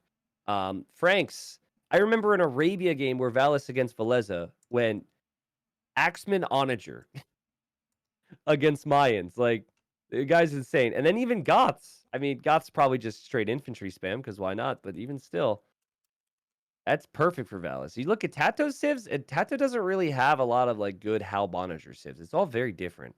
Yeah, not a single one. Like, he Yeah. doesn't have a single... Wait, do Bengalis? No, they don't get... No. Not a single do get help. SOC. Yeah, but not Siege Onager. Onager. Yeah. Yeah. While Valas has 2, and Tato, well, he has 2 good monk civs, which is all that matters, and Valas has 3. But Tato has hands, right? Most important one. I'm a big fan of the Teutons choice there. I don't know about you, but I feel like I love the Teutons. as an arena lover, it always makes me sad in free pick scenarios when no one plays Teutons, because I feel like Teutons they should be designed perfectly for arena, but everyone always prefers Bohemians, Burgundians, or Turks at least. Yesterday they were selected super late in one of the sets. I don't remember exactly, but like Hindustanis were selected before them, which is bizarre. I know, crazy. It makes me sad, right? Like, I'm not as old as you. I haven't been around as long as you, but we're both old, okay? Of course you're older than me. What the hell? How old are you? 27. You're not 27. Are you 27? I'm 35. Okay, I was gonna say. I'm about to feel really bad. That's all right. Well, I'm 30, so it's all good. We've crossed the threshold into old. So, um, I just feel like Teutons deserve more love, man. Like, do we Yeah. have to nerf Turks, Bohemians, and Burgundians to get Teutons more love? What do we have to do? I They don't did know. nerf Turks, those bastards. Well, they nerfed Turks after buffing Turks, though, Yeah, because they but made they artillery more realistic, which made them insane. And then they changed the cost again, I think, right? but you do not nerf the unique unit. Like the Oh, Janissary is the biggest sign. Like it's a go-to unit of Turks. And now if you true. nerf them, you make them into a default Cavarcher sieve. So that's just not fun. So you don't like the fact that they nerfed the Janissary? I hate it. I mean, Okay. Turks are basically useless right now, at least. I personally I don't like the fact that they nerfed it in that way. I think having 8 range in Castle Age was a lot, but I think you can make the unit more expensive. Make the That, unit more expensive and leave the unit as is instead of trying to change a unit which has, been around that long, in my opinion. That's the way I see it. but how often do you see Janissaries in other maps than Arena? It feels like a direct nerf to Arena. Like, Yeah, it is 100% a director to Arena. And listen, as much as I would love to act like it wasn't a bit of a problem, I did die to gunpowder like more than anyone else in Titans League. uh, Practice and qualifiers. So I feel like it was a problem. But I think I forget what the cost of Janissary is, but I think if you like increase the gold count by 5 and the food count by 5 or yeah, something, yeah, I agree. just make it harder to get to, it would have been better. But It was basically a direct Morg nerf, basically. yeah, And freaking Morg, man. He's so funny. He's so funny. I matched up against him on Mega Random the other day, and it was just classic where he tries to go fast castle with Mongols because of course he force picks. He can't go random, right? what? Um, and then I was going feudal age pressure, and he brought 15 villagers to build a castle in my face, and he got it up, but he lost 12 villagers. Oh my god. But then I have a castle on my face, and I just love those types of games. They just produce so many amazing moments. Yeah. He actually improved that he wasn't picking that often. At least he doesn't pick versus me anymore in Arena. Yeah, he's not. He definitely has expanded. He's a really fun player, though. Yeah. Like I love as much as it could be annoying to play against people who do the YOLO like style, too many times in a row. Those are the best games sometimes, right? Like kind of like you. If you get anything other than Arena, you just say, "Okay, we're doing something YOLO here." Yeah. Just go all in. I love that. It's so much fun. Or scouts.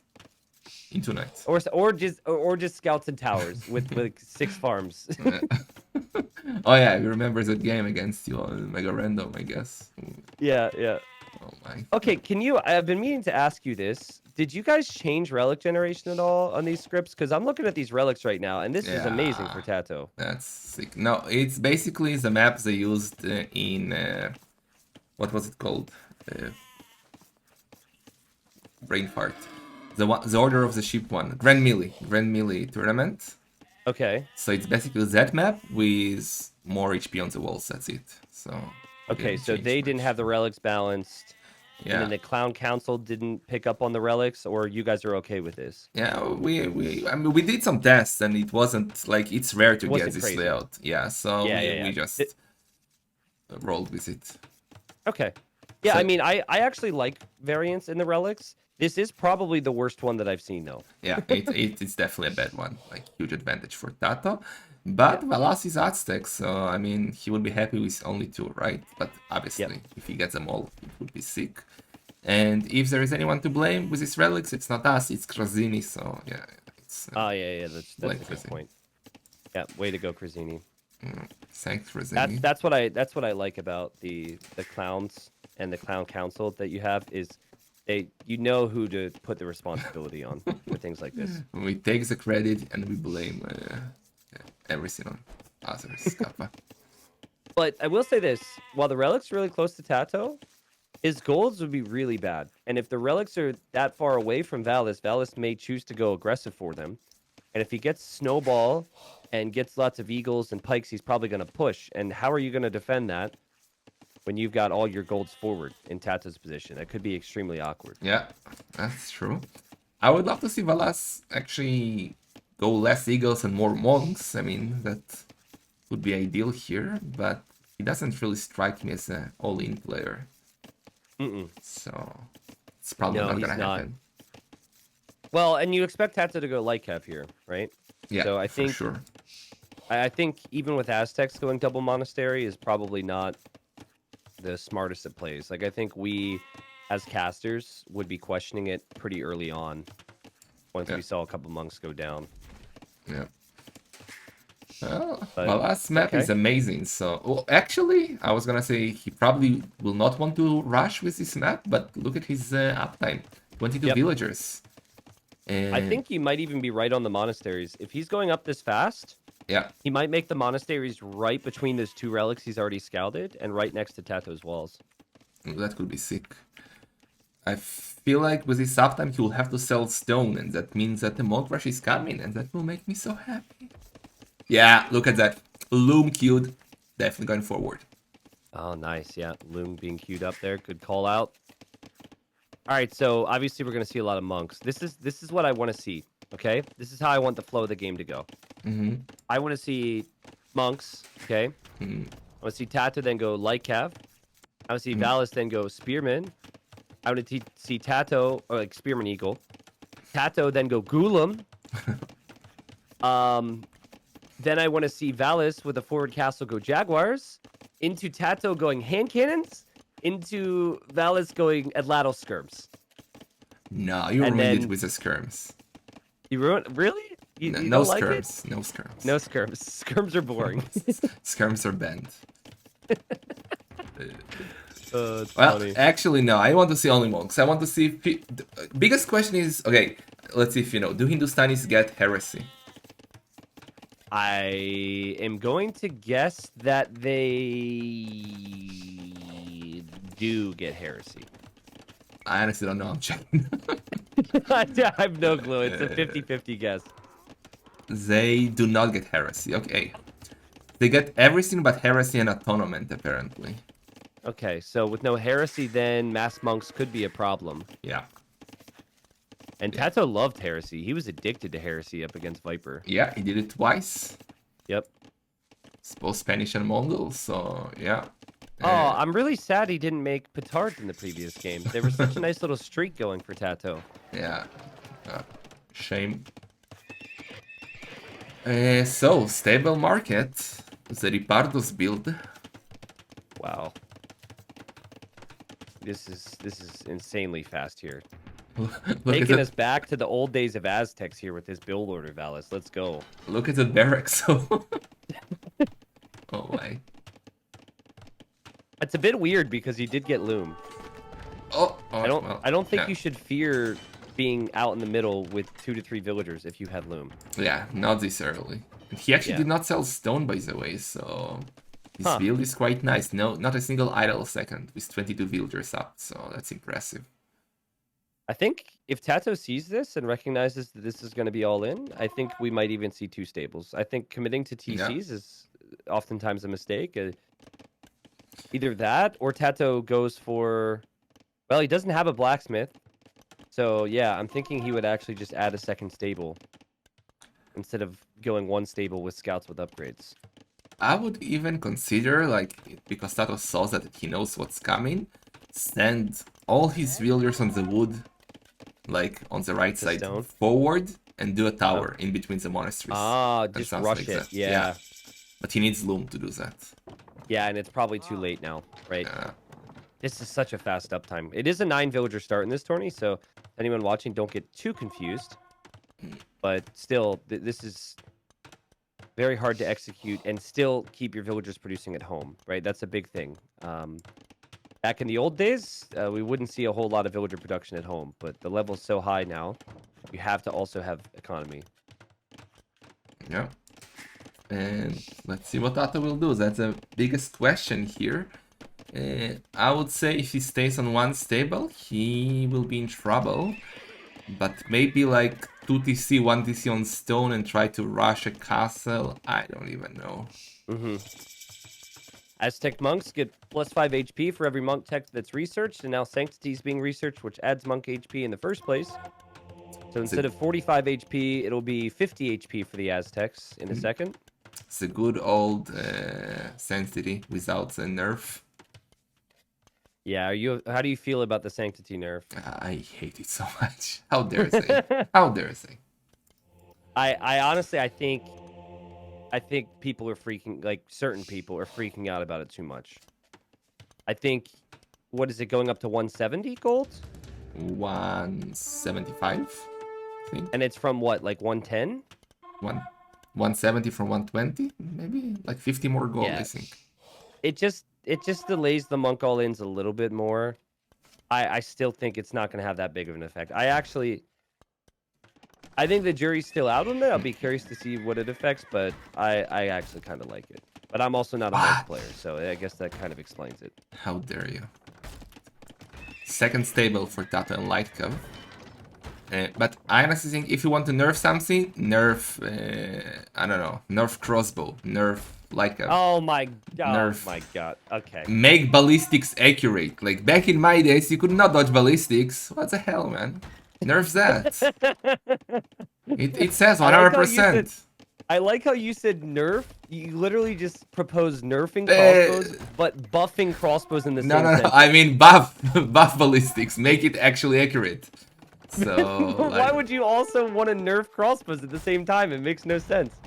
I don't know. I think we should increase the price of Sanctity, but we should make Atonement 20 gold. No. I'm saying I'm just throwing stuff around. Like, do other nerfs on units that are not monks and leave my monks alone. Okay, all right. That's what it comes back to. All right, that's fair. That's fair.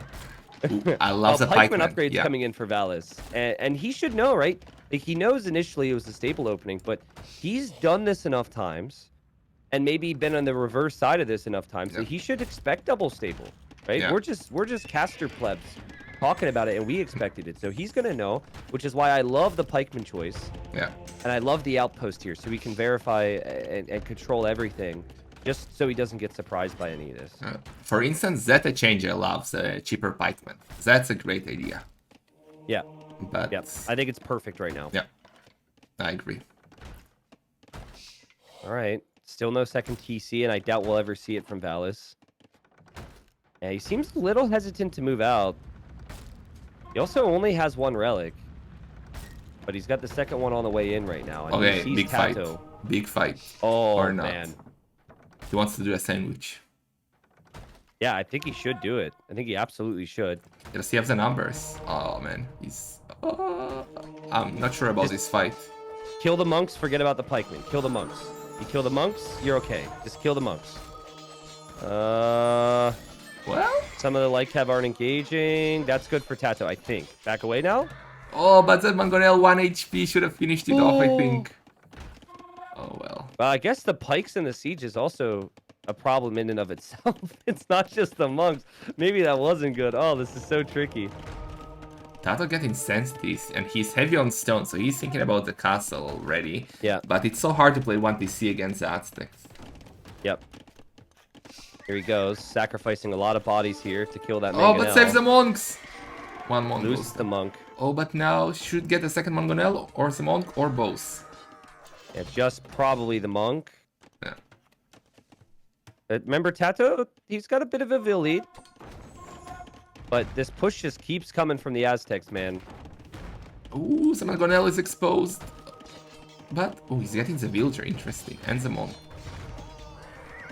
Nice. So many weak units out here for Tato, but he does snipe a monk. He's losing one of his stables. Oh, he drops a TC on the stone. Wow. Floating a lot of wood. It's so hard to play against the Aztec monk push. Yep. And just their production from that one barracks is insane. They produce so fast. No. It's a long journey forward, but... Tato has not been able to take gold for a while here. Look what he's getting doing. redemption right now. I love it. I love it. That means that Mangonels will become useless, and Valas will have to switch to Rams, which is a bit easier to defend. because Rams can't hurt you. I mean, just your You buildings. really want this to surprise Valles on the first attempt. Yeah. Because once he knows, he'll probably be able to deal with it. I love the TC from Tatoh so he can take gold, finally. Yeah. And Redemption's going to be in a moment now. So does Tato try and engage somewhere else at the same time to distract his opponent or what? Valles knows now. Valles backs away immediately. Yeah. And he has light cav from earlier. Careful, So careful. No, no, no, he jump! kill that monk. What? Why did he go back? Now ranges. Tato is doing everything. Valles is committed to 1 TC and he immediately just says, okay, I'll get another monk upgrade. Don't mind if I do. Goes for atonement. So his monks will go up to 55 HP. And then he can convert Tato's monks. So the redemption play is tricky. Looking like a big waste of resources right now. No, it will still keep the Mangonels away. Like he can do that dance with the TC in and out with the monk to keep the Mangonels away. So I think that was actually good. But the Valas is doing such an amazing job with those 2 light caps he converted. That's already 2 monks that he sniped, I think.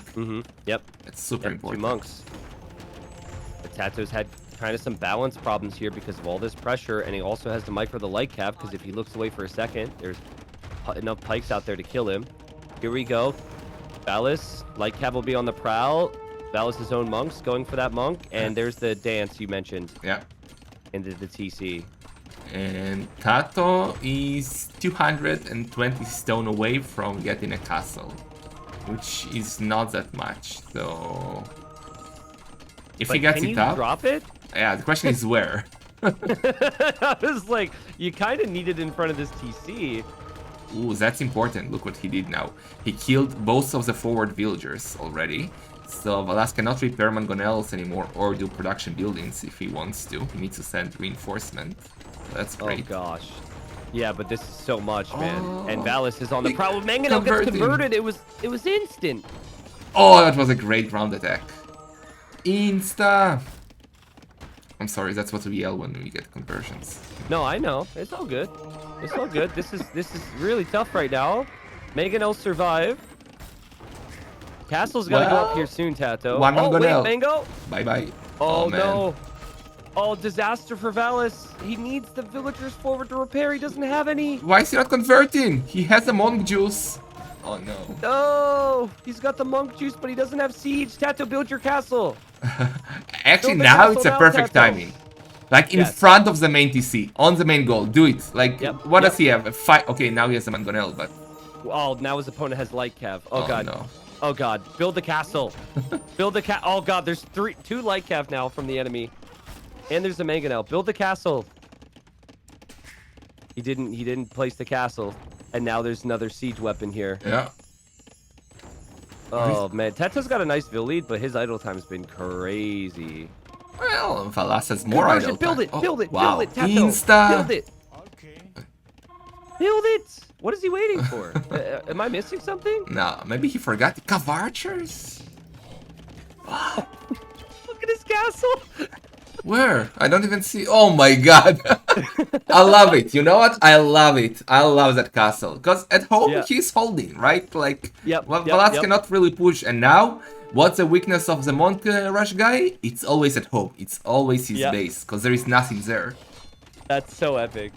I think both of us probably would have built the defensive castle like 2 minutes ago. Yeah. And we'd be able to stabilize, but we wouldn't apply any pressure to Valles' base. That is an amazing decision from Tato. And if Valas sees a defensive castle, he just goes on stone, clicks to imp in no time, because, well, he just buys food, and then you're in trouble. But with that castle now, he will panic, look at the walls coming up already. Tato will probably do your favorite petards after that, and we'll start raiding. This is a great game. Sick. In the moment, too, in the semi-final, right? Crazy pressure all the time. Your monks could be converted. You know, your TC can go down. There's just so much to pay attention to. To do that in this moment is ridiculous. But he does leave himself pretty vulnerable at home right now. Yeah. So he has to be worried about this. It is a risk. Oh boy, it's a ram. He needs to kill the ram. We got 3 barracks from Valas actually inside the base of Tato. So maybe that castle was a bit too ballsy. Tato's gonna pop out with the monk here in a second and try and convert that mango. And Valles is worrying about defense at home, and so he can't quite react in time. And wow, someone the conversion gonna comes in. delete it. Nice. But he gotta kill the tram. He needs to send more villagers. That TC is going down, I think. The light cav are currently unable to get through. Amazing play from Valles for damage control here. Oh, and but Tato's TC is gonna go down. he almost opens again. Yeah, the TC is going down for sure. Villagers are popping out. Where's he going? Oh man. Oh, I mean, this could be the best game of this series here, John Slow. Another castle! Oh man, there's random monks walking into Tato's base. Tato now with a panic castle. And more panic walls from Valles. There's the petard. The units are going to be in from Tato. Can he pay attention to it? He has two mangonels. But, oh man, but the light cap, he needs to send the mangonels outside. Oh my god. Please. But look what the castle's done for Tato. The castle's killed so many monks. Yeah. And I think the push is dead. And Tato should have this game now. Yeah, he has massive economy lead. Yeah. I mean, the idle time's insane, though. He's at over 2 hours of idle time in a 30-minute game. But it's not going to be much better for Valles, because Valles just dropped TCs at home just for protection. Look at their work efficiency. Both are on 35%. Oh my god. True gamer moment. Oh no, but someone else from Tato. But yeah. Just passing. Okay. What? No! Oh my god. Yep, just passing. He was microing against the eco of Valles. I think Gulam is actually... Oh, the light cav are into the woodline too. Yeah, this is probably over now. What a game, though. That was so sick. That's what you want to see. This is real arena. Yep. I'm telling you, man. Games where both civilizations don't get bombard cannon, and games where, yeah, basically that, where one civilization or no civilizations don't get bombard cannon are the best arena games, in my opinion, because you see a lot more craziness. So nerf bombard cannons. That's what you're saying. I think for Masters of Arena 8, you just remove bombard cannons with a mod. It'll be perfect. Or a light cav. Yeah, or remove light cav. If you remove light cav and bombard cannons, then it's just I think it's just monks. Remove everything but monks. And unique units. And petards. Speaking of petards, Tato has a petard just standing in Valles' base right now, trying to decide on if he truly wants to die. He's like, I'm not sure if I want to do that. No, petards do not kill a villager, right? No, they don't. Which is a little ridiculous, because the explosion from this really buff guy kills himself. Yeah. So why wouldn't it kill a random villager? Yeah, they need a buff.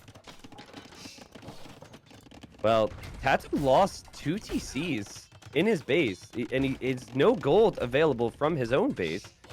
He's only taking the gold next to the castle. He's making another TC on the stone towards the middle. And he could lose his archer ranges soon to these monks. Like, Valles is still in this game, somehow. Instant. 2 light cav converted. Tato can basically just defend himself under the castles right now. He cannot expand anywhere, because Valas is watching. And let's see. I mean, he should have done those stables and ranges that he's doing all the way to the back, where he's doing the TC right now, because Valas can just go and convert that. Yeah, I could see Tato going for guard tower on his farms too if he wants to, but he just lost an archer range. Look at Valles' eco though. Like, he doesn't have any farmers working really, and he's got 16 villagers of his 46 garrisoned right now. Oh, he has nothing on gold actually, which is, well, they're all in the TC, but still. Yeah, yeah. The petard is still hanging out, dude. He hasn't done anything yet. Oh, here he comes, though. He's going to break in that low HP wall next to the cav archers. I love it. Oh, yeah. All right, here he goes. Okay. And now the cav archers can run through. Valles converts range number 2, and he converts the market from Tato. Oh, so it's currently 2 markets to 0. That's so annoying, because later Tato will need the market, and he will be like clicking the hotkey and no market. That triggers me so much when it happens to me. Yeah, you speak from experience. Yeah. Oh no, but Valas is not paying attention! Everything is gonna die! Oh no, the siege, the monks, rip. Yeah, Yeah. he's looking at his own base right now, looking at the carnage there. And I thought the GG was going to be called before. We didn't see it. Valles played on and converted a bunch of things, but I think this would probably mean the game is over. Yeah, he could This will also kill the push. he could also send like a Vartris into the woodland. He kind of forgot about that. He has some elephants, but Valas is not giving up just yet, even though it's looking quite grim. Tato could go for a defensive castle again to take his golds, or if he's feeling super confident, he could just drop the castle on Valles' base right now. Look at the foundation though, just before the GG. Right on the main TC of Valas. Beautiful. That's sick. I love it. Excellent. That was a great game though. Yeah. That was good. Do you think in the end that it could be considered bad to try and go for the strategy Valles went for, or do you still think it was a good play, but it just was outplayed by Tato? I think it was a great push. Like, Tato had no mistakes there, almost flawlessly. Like, that redemption was perfect timing, stopped the push. The light cav sniped all the monks at the start, which was perfect. And then the forward castle was just what he needed to finish this. Yeah, as honestly, yeah, I really want to see how this game plays out if he makes a defensive castle, because I think it's not as easy for Tato to win if he doesn't go for the forward one. But John Slow, every single game in this series has been close. Yeah. Every one. Yeah. It's all been really good. So this has been amazing thus far. I hope that the rest of the games are like this, and I hope that the semi to come after this is the same. Yeah, we have an insane second semifinal, like Winchester versus Valles. That's gonna be beautiful. Two players who are the top of the top, but both like Arena very much. So it should be great. Good stuff. Yeah, this has been fun, dude. Yeah, and let's see what we will have for game number 4 here. All right, so civ-wise, we still got some big civilizations remaining for both. Thank you, Lowy Delight. I think Tato's going to be very happy with the fact that he's up 2-1 and still has his top 3 picks remaining. For Valles, he just has his top 2 now. But I still feel like Teuton's Bohemians. I have that much faith in Valles. Yeah. Unless he's up against Britons in one of those. I think he will win with Teutons and Bohemians. He's just too good. Teuton should wreck all the civs except Britons, I would say. Yep. So it's a lot about luck here. So yeah. Are you implying that Arena is a civ win map? What? No, never. Yeah, I'm just saying. That's kind of what you implied. No, because Teutons are perfect on any map. Okay, they're civ on any map. They're the best civilization. That's what I meant. That was on my list to bring up to you today. Is just try to get you to say that Arena is a civ win map. No. Especially with this draft, like it's basically like random civs. This draft, so like it's a ladder experience. So yeah, I agree, and it's also, while I would maintain that Arena civs matter a whole lot more, right? Because there's less potential at certain times than other maps. Still, like, it's similar to even Arabia tournaments where it's like, oh, you get Chinese with a good start versus some other civ. Like, what are you supposed to do? There can be similar conversations regardless in the game, even on mixed maps. Like if you have like, what would be the worst island civilization?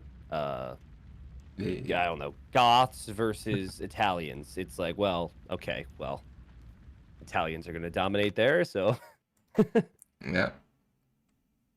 But we actually have a very important matchup then. It is Britain's Tato's #1 pick versus Valles' #1 pick, Bohemians.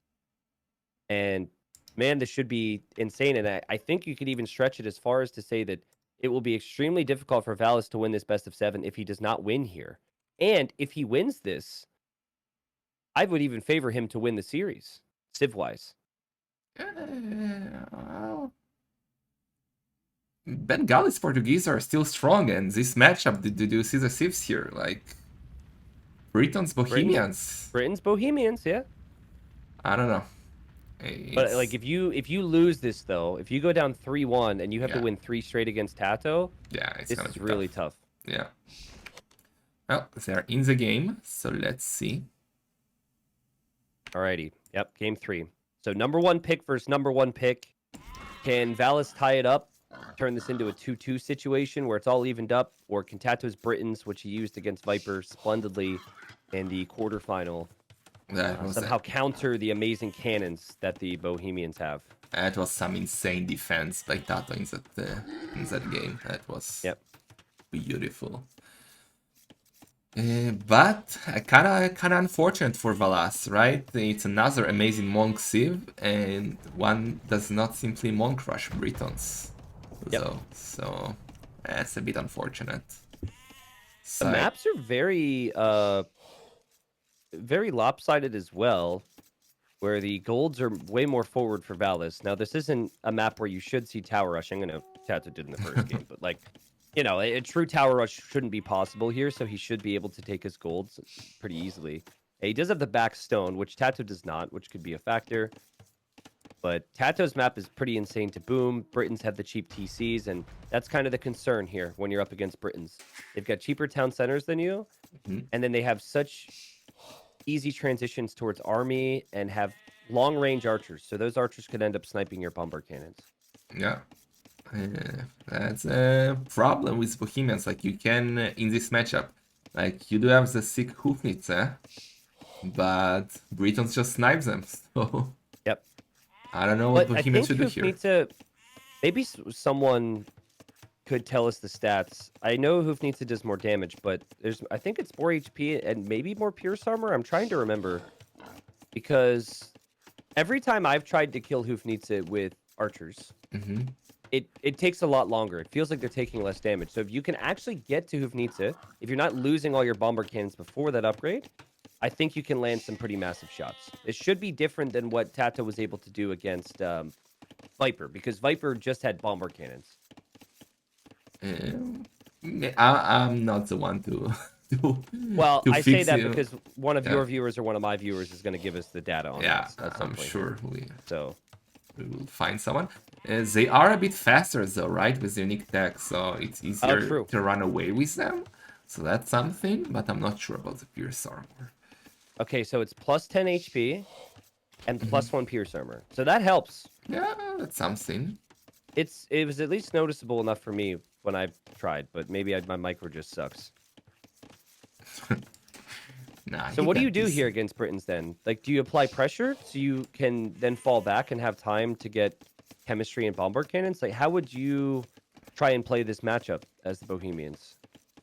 Double castle wagons, of course. Like, what else can you do here?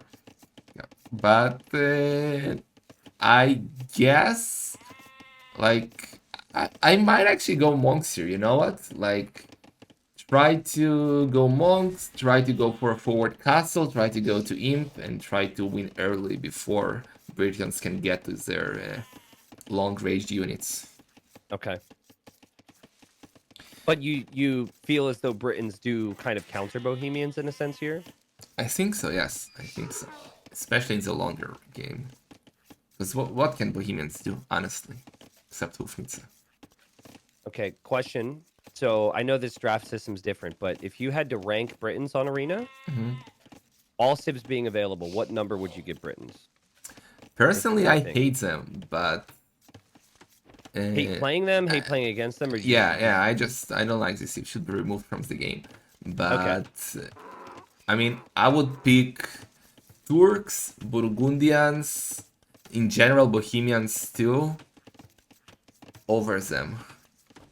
Okay, and then maybe Britons number 4, I guess? Maybe. Maybe, okay. Maybe. I was just curious. Because I think, like... I agree. I think I would put Turks and Burgundians as number 1 and 2, or number 2 and 1. People might debate on the order.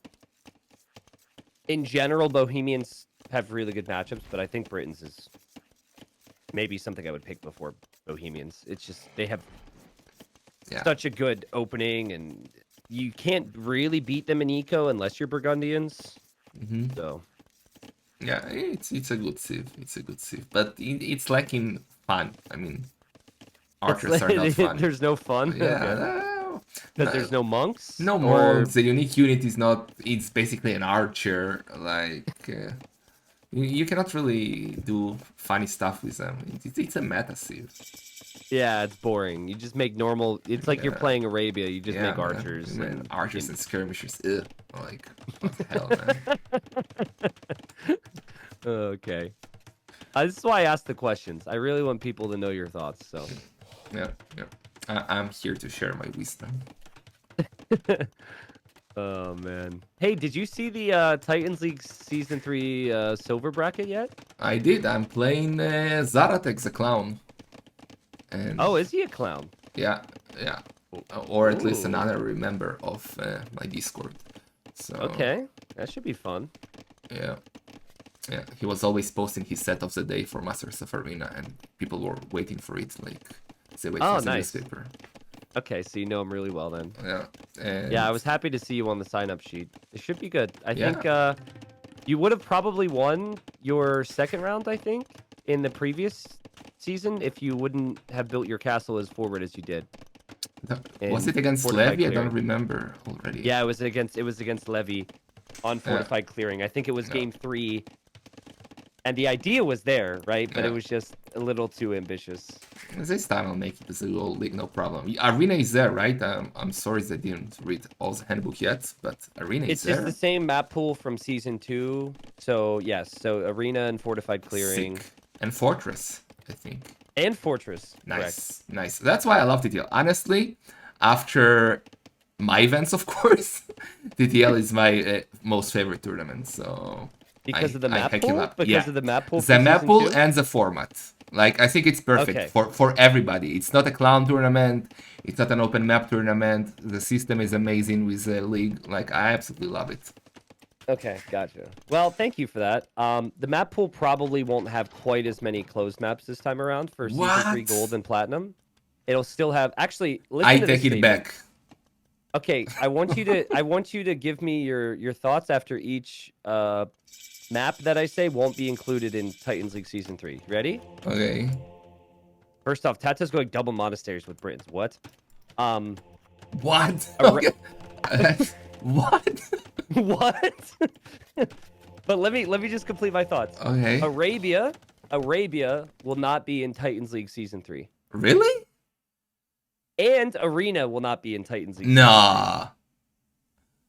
It doesn't balance out. Like with how bad Arabia is, Arena is just way too good. So it's not an even trade. I thought I would try and piss off both Arabia and Arena fanboys in the same season. So No, it's really not there. Both of them. well, so for what you're doing, the qualifier that Yeah. uses Season 2's map pool, so that will still have Arena Arabia. Okay. But what we're doing is we're doing similar maps, so we're still having like a closed map replica, for example, Okay. and open map replica. So they're just similar, but they're not actually those maps. That's the current plan. So So Hippo I think Arena. it'll be good. So if you like closed maps, you're gonna have Yeah. your closed map. Don't worry about it. There's gonna be a Stonewall map, but it's not gonna be like Arena because we just had King of the Desert and now we have Masters of Arena. Okay. So I didn't want to have more Arabia Arena. Oh, look at the block. That's all. I don't hate that. Okay, I mean, if it's I don't know, like oh, is that the like Neely had like Hippo Arena? They have the Pants version of Arena, something like that. Maybe we'll see. I can speak no further on it, but I just since we were talking about it, Okay. figured I'd mention that. Okay, I mean, if there will still be another closed maps, I don't hate that. Yeah, that's the idea. Scout gets deleted there from Valles. Tato Scout could get converted. That monk's been charging up, and yet again, Tato went double range. Double monastery. Double. Yeah, sorry, I was used to it. He's Britons. My apologies, but he's got double monastery with the Britons. What do I you love think it. about that? I love it. Instead of the usual barrack stable, he's going for double monastery. And if he gets that monk, oh man, he got both the monk and the spear. look what Valas did. Valas was expecting a stable, and he went for a barracks. So that's barracks is useless. That's 175 wood down the drain. He cannot do anything with that, and he was just so surprised that Tato is going to be picking up also relics. That's why I said I love watching him. Who would have thought about that? Like double monastery as the Britons. No one would have done it. Yep, they would have just simplified it and gone for the stable or gone for the archer range. And now, oh man, we're already talking about how bad this matchup could be for the Bohemians. And now Tato's going to have 4 relics. That's going to be an insane lead for him in the relic count. Yeah, 4-1 is insane here. I mean, Valas maybe should have opened double monastery. Do Britons get a tournament? I think they do.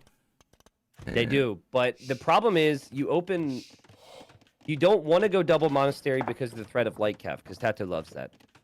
So, and he wanted to opt for the eco, which I understand. And I think the problem with atonement is it is quite expensive, and if you don't know it's double monastery, you're never going to get atonement until it's too late, you know? That's what's so cool about this double monastery move. It just completely blindsided Valles here, and now he's stuck. I love it. I mean, that's basically the same investment. It looks like a big investment, double monastery, but think about it, that it's instead of a barracks, basically, he needs a barracks slate. Yeah. So it's the same investment wood-wise, but you don't do all the military. You don't waste food on Lycav and stuff like that. So it's a small investment in the end, and he got 4 relics, and it's super worth it. I love it. Interesting from Tato. So he's adding an archer range. He also bought stone. He's going to drop TC number 4. So it feels like he wants a little bit of map control, but he's also booming 1-4 TCs at the same time. So it's kind of a mix of both. I'm not sure if he's actually going to make many archers or what, because he also doesn't have any upgrades. But his eco's flying, as is Valles'. And Valles already dropping the university now. I assume he wants to do a couple of archers just to deny a potential forward castle by Valas. Yeah, maybe. We saw Vinch try to do that with Teutons, and what did he do that yesterday with? It was Malians. Malians, yeah. So that was kind of bizarre. The timing was just all wrong there, dude. The timing was so bad. But with Britons, it makes sense. You know what I would like to see here? I actually think this is really good. I think you add an archer range of your Valles, and while you're imping, you make like 5 hand cannons with your monks, and that allows you to move out and drop the castle, because you would kill the enemy monks, you would kill your enemy archers if they had the archers, because Tato needs crossbowmen, he needs fletching, he needs bodkin for those archers to be quote-unquote better than the hand cannons, and that's a big investment that he's either not going to do, or he's going to do and it's going to delay his Imperial Age massively. So I would like that, but I guess Tato, the way he's spread out his units right now, has made it so he will not miss Valles making any moves forward. Look at this vision. Doing outposts now all over the map. That's so important on the arena. Always great. Love to see that. You know exactly what's coming and when it's coming. And both... Well, no. Actually, it's Valas is on the way to Imp. Tato still not there. Yeah. He's still making archers, but no fletching or anything. I mean, it doesn't hurt to start producing the archers ahead of time, I guess, right? Yeah. That's probably the idea. Yeah. It's only a bit of gold. 5 town centers from Tatos. That's a big boom. Whoa, yeah. You gotta be a little careful with an overboom. You don't want to be in Castle Age for too long when the Bohemians are gonna be pushing. You would assume, but Valles may also take his time here. Okay, Tato, delete the farm. Convert the Vilt. Now, steal the farm and delete it. I do it all the time, man. I don't care. I don't wait to see for 3 hours, but I will try to delete the farm, always. Oh, man, but here come Vils. Tato is distracted. He loses his scout. He loses his monk. There are the archers, but Valles saw it because he dropped an outpost. But the Mangonel is perfect, like fletching and crossbowing now a bit late, and chemistry isn't coming. So he'll be able to do cannons right away. Right away, yeah. And I think you should add a treb as well. You add 1 treb and then you add cannons, because the treb has so much more range to it. Double Siege Workshop even, so he's really committing to the... Oh, but he changed his gather point. And the villagers are coming forward. Terror, look on the right. Look at the monk and the villager, Tato. Oh, that's beautiful. PKOE. But oh no. Round two's about to start. Come and get him. That's great. Oh, Tato's so annoying. Okay, now steal farms. Yeah. Definitely. Steal that farm and delete it. What? Drop a stable in Oh, his face! that's sick. That's so annoying. Wow. But quick walls that villager. Hello. No. That he wants the villager to be free so he can convert another one. It's debate. Oh, that monk. Yeah, he should kill it to make the villager safe. Valles needs to somehow stop that though. Like you don't want to have to drop a castle in your base because of this freaking stable. Oh, 97%. Gotta rush it. Doubt stable. Gonna go No. up. Stable goes up. Manganel's gonna go down there. Well played from Tato. 50 seconds from Imp. And the first cannon's already out for Valles. I would like to see him wait on making any skirms. Click Hoof needs it first. You've got enough control here. I think you could get away with it. Yeah. Maybe it's too risky though. I don't know. Well, skirms could work. Tato is going for only crossbows, so the skirms are good. But Oh my god. yeah, This castle is all because he converted a villain and made a stable in here. That's crazy. yeah, probably. I mean, the scout is gonna get a kill. Worth it. Yeah, second kill it got actually. Could get another one if he was microing. Yeah, but I mean, he probably figures it's done enough. He also has the villager running around to the back of Valles' base. But Valles is into his base with some skirms right now. Yeah, but skirms are useless.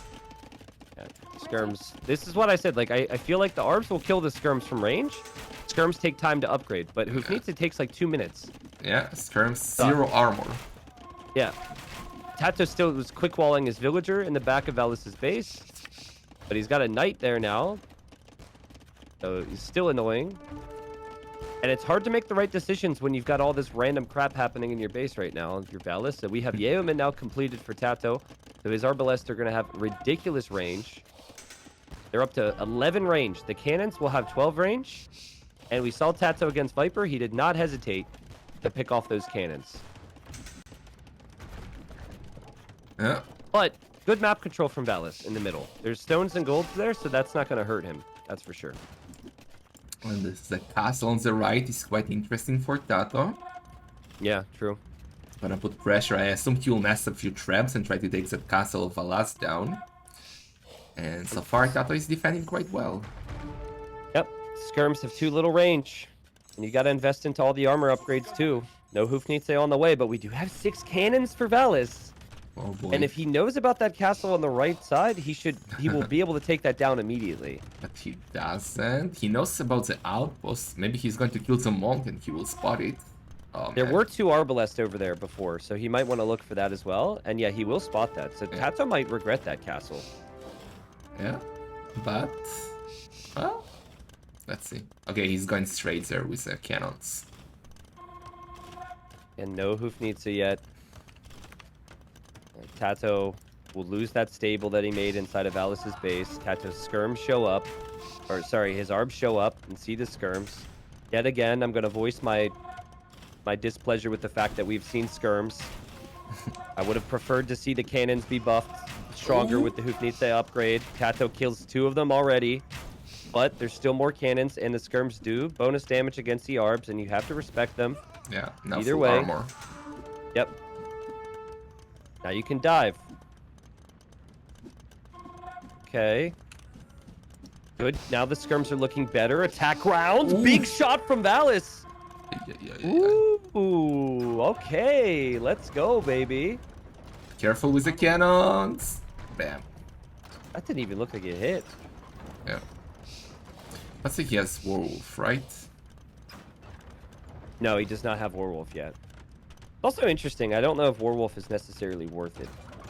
Well, against traps, yes. Against cannons, it's a nerf Risky. actually. The nerf in what way? Yeah, Because we the discussed it accuracy means yesterday. The initial shot. Yeah, Yeah. it will definitely miss if you move the cannon, right? But I if never you thought don't, about if that. you don't do that, there is a chance you will hit because you missed, because Yeah, you can yeah, hit yeah. straight as the cannon is moving. So yeah. Yeah, that's actually a good point. A castle on the right side for Tato. I can understand what he's thinking, and this is a Tato thing. But in the end, I don't know if it's really worked out for him. He's going to have a lot of villagers and army that's exposed there. And Valles has not collected Hufnitsa yet, but oh, as I say it, boom. 2 minutes away from these cannons being even stronger. Not looking too bad for him right now. Yeah, he's looking quite nice. Gonna clean all those villagers now. On the right side, the Arbalists are just marching to death. Yep. And what's the trap going to do? Go for the castle. He knows he's going to lose it, so he figures why not. Tato is prepping trebs at home now to try and push the castle from Valles in the middle, but he doesn't have enough of them yet. Like, if he had 4 or 5 right now, he could already be on the castle. But the timing here is a little off. Arena's all about the timings, John Slow. True. So, I mean, that's something that Valles wanted to avoid. He didn't want the Britons to have the better boom in the early Castle Age Arb push, so that's been good. And now Tato hasn't been able to push down any of his castles yet. That's also been a positive. I mean, Tato definitely needs werewolves right now, because he can deal with the Hufnitsa with his long-ranged Arbalest, but the traps are a problem. Yeah. And the problem is he needs treb production from the 2 castles he has. So now he's going to get it with the back castle. That's a good move from Tato. Yeah. But now he needs to micro.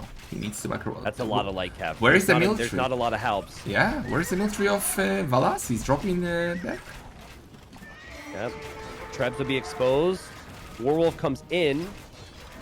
Trebs kind of unsure on where to go because Valles is microing a lot. The Hufnitsa are alive, though, for now. Let's see how the Arbs do against them. Tato micros well.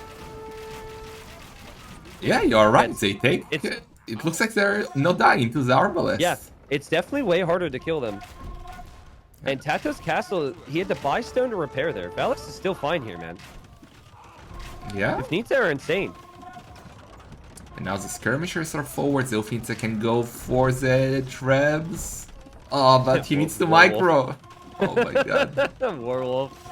Move! Micro! Move! Micro! Oh, man. Oh. Ay. But at the end of the day, he killed 2 trebs for 2 cannons. It's not too bad. Yeah, better He's to really close to Tato. He's on Tato's doorstep right now. It's really hard for Tato to take efficient fights. Yeah. I'm not sure where Tato is going with those Arbalists right now. Imagine a siege tower now. Dude, that would be really good, actually. Yeah. But that's not happening. I'm concerned for Tato here. The middle castle position for Valles is so helpful. Yeah.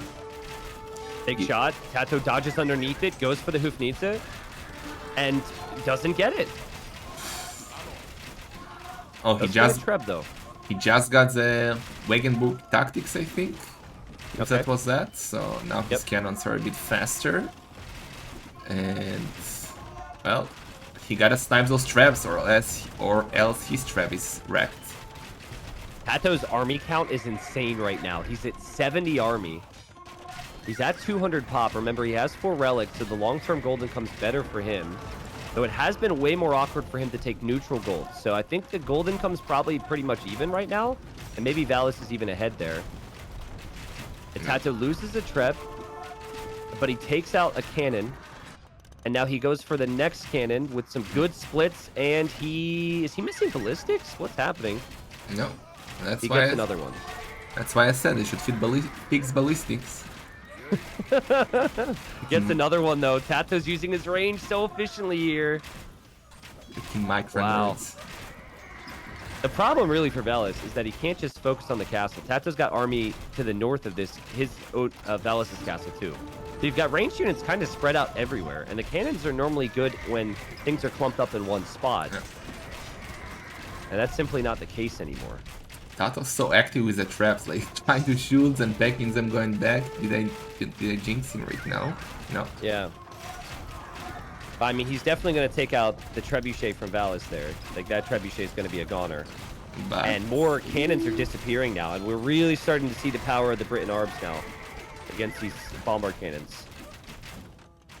Yeah, Valas only 22 military. That's not enough at this stage of the game. Yeah. He honestly is struggling to have wood because he's making halbs, he's making skirms, and he's making cannons and traps. All of that is wood heavy. Yeah, and Tato now raiding on the right side. We still like him, getting some villagers. There's Halbzer, who's refusing to help. Okay, now he's moving. And look at the villager fight on the corner. What the hell? What minute is this? Man, it really felt like there was a window there for Valles to push Tato. It looked like it was working initially. But Tato, I think the inclusion of Lightcap might not have led to that many kills, but it's just offered such a nice meat shield and just another distraction. And then he just patrols in with the Cav, and then he can really micro with those Arbalest. Yeah. I'm just gonna say, look how much stones they both have, and Valas finally doing a castle using that, but still both are above 1k stones, so... That's true.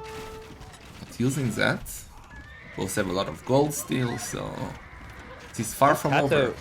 I think Tato is tempted to drop that castle and that what's left of that gold on the right. Oh yeah. This is 20 of his villagers. Interesting move. Like, Valas should be able to see that. Or no, he cannot see that. That castle. Okay, now he can see that. Only one halb.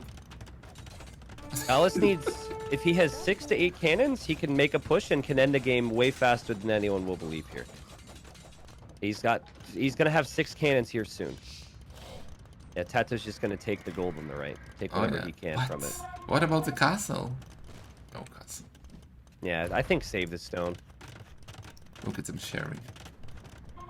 Yeah, that's nice of them. You know, there's so much war out there. It's nice to see some peace every once in a while. Ooh, big trap push now from Tato on the left side. That castle has no villagers next to it to repair, so I think that castle is a HP gunner. upgrades either. No hoardings, no masonry. So this thing should go down pretty quickly here. And look at Tato's light cav. He's like, okay, go ahead, come forward, come forward. I'm here. I'm waiting for you. Oh no! Oh, the cannons! The cannons! Oh, that was perfect from Tato. He killed 3 of the 6 cannons there, and he can back away with his traps now as well if he wants to. It was a huge fight for him. Yeah. Or Warwolf the skirms. Bam! Get wolfed on. I don't know if this is worth it.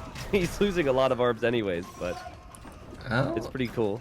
If Valas can snipe those traps, I think it would be a good fight for him, but he's not even trying. He's scared of the Arbalest. He's scared of the arbs. Yeah. I don't blame him. And Valles, after losing that castle, I think he's going to get picked apart now. Because when there's castles in the right positions, it's kind of hard for Tato to use his mobility. But the second there's not, you know Tato's going to be able to switch sides with the Cav. And look at that castle by Tato that he wants to do in the south. Oh, interesting. Tato still has to be careful with his Arbalest. But he doesn't see many halbs now to protect these Hoofnitsa, and the Light Cav are going to dive in. And again, just so good from Tato. These cannons are so expensive. Yeah, 2 going down. Yeah, maybe 3 even. Yep. I love how Tato is randomly chopping the woodline of Valas on the right side after the gold is gone. True. With 18 villagers, so... Also, I love how he brought his 4 trebs forward with this sneaky castle. It's like a little preemptive, but... it does make sense because he feels like he's going to be uncontested there. Oh, but the Uflins are coming. Oh no, that could be... oh man. Oh, but you need to micro. You need to micro. You need to move.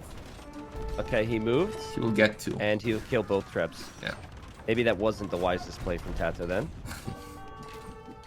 Okay. But the other trebs are still there.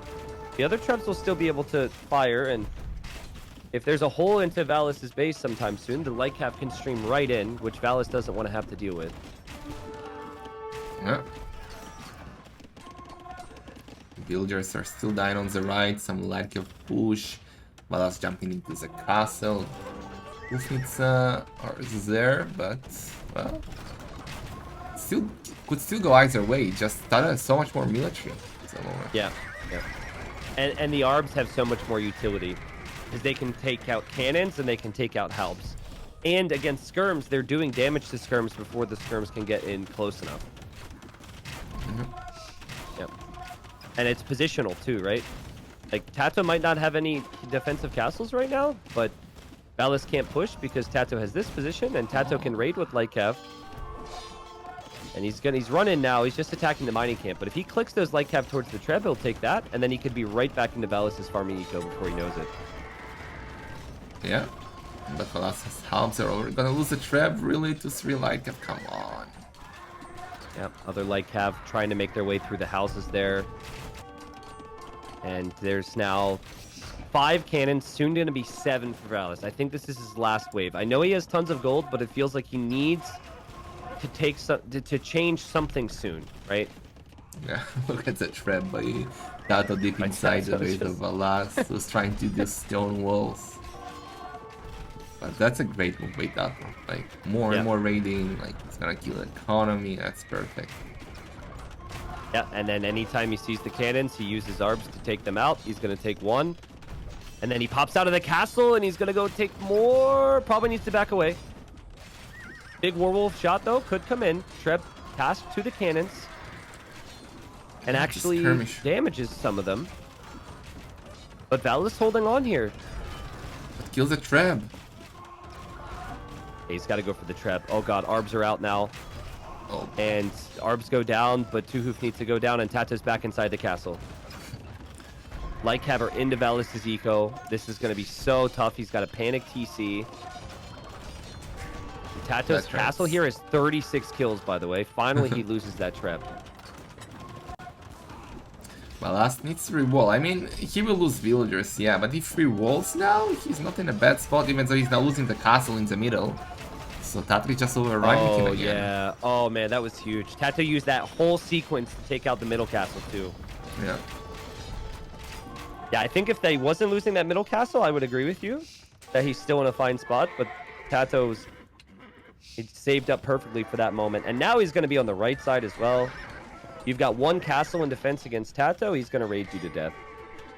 Yeah, Valas is really dropping in population down to 84 villagers, and he's losing more now. Not the greatest position. Dude, right Tato is truly playing incredible. Valles is not playing bad. Yeah. And I think that Britons are superior in this matchup too.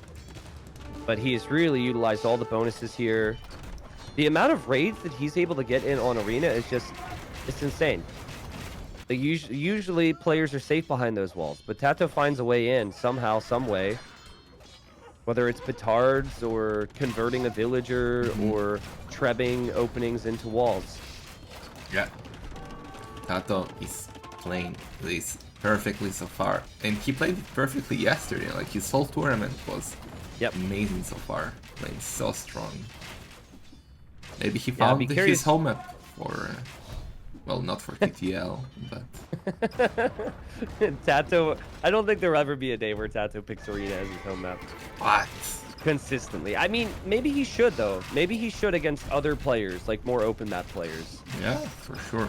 Like, if he's facing, I don't know, Leary, Hera, or so, definitely go for Arena as a home map, I think. Yep. That's a good point. Every time I look over here, Hoofneetzes are going down. Tato has taken Valles down to 1 Hoofneetze. Yes, he loses Arbs in the process, but remember, he's had relics, so he has more consistent long-term gold income. There's no gold to be mined anymore on the map, so it is just players working off of their relic income, of which there is none right now for Valles. He wasn't able to pick up that relic again after losing his monastery. Yeah. Well, he recovered a bit in economy. He's now only 16 villagers behind.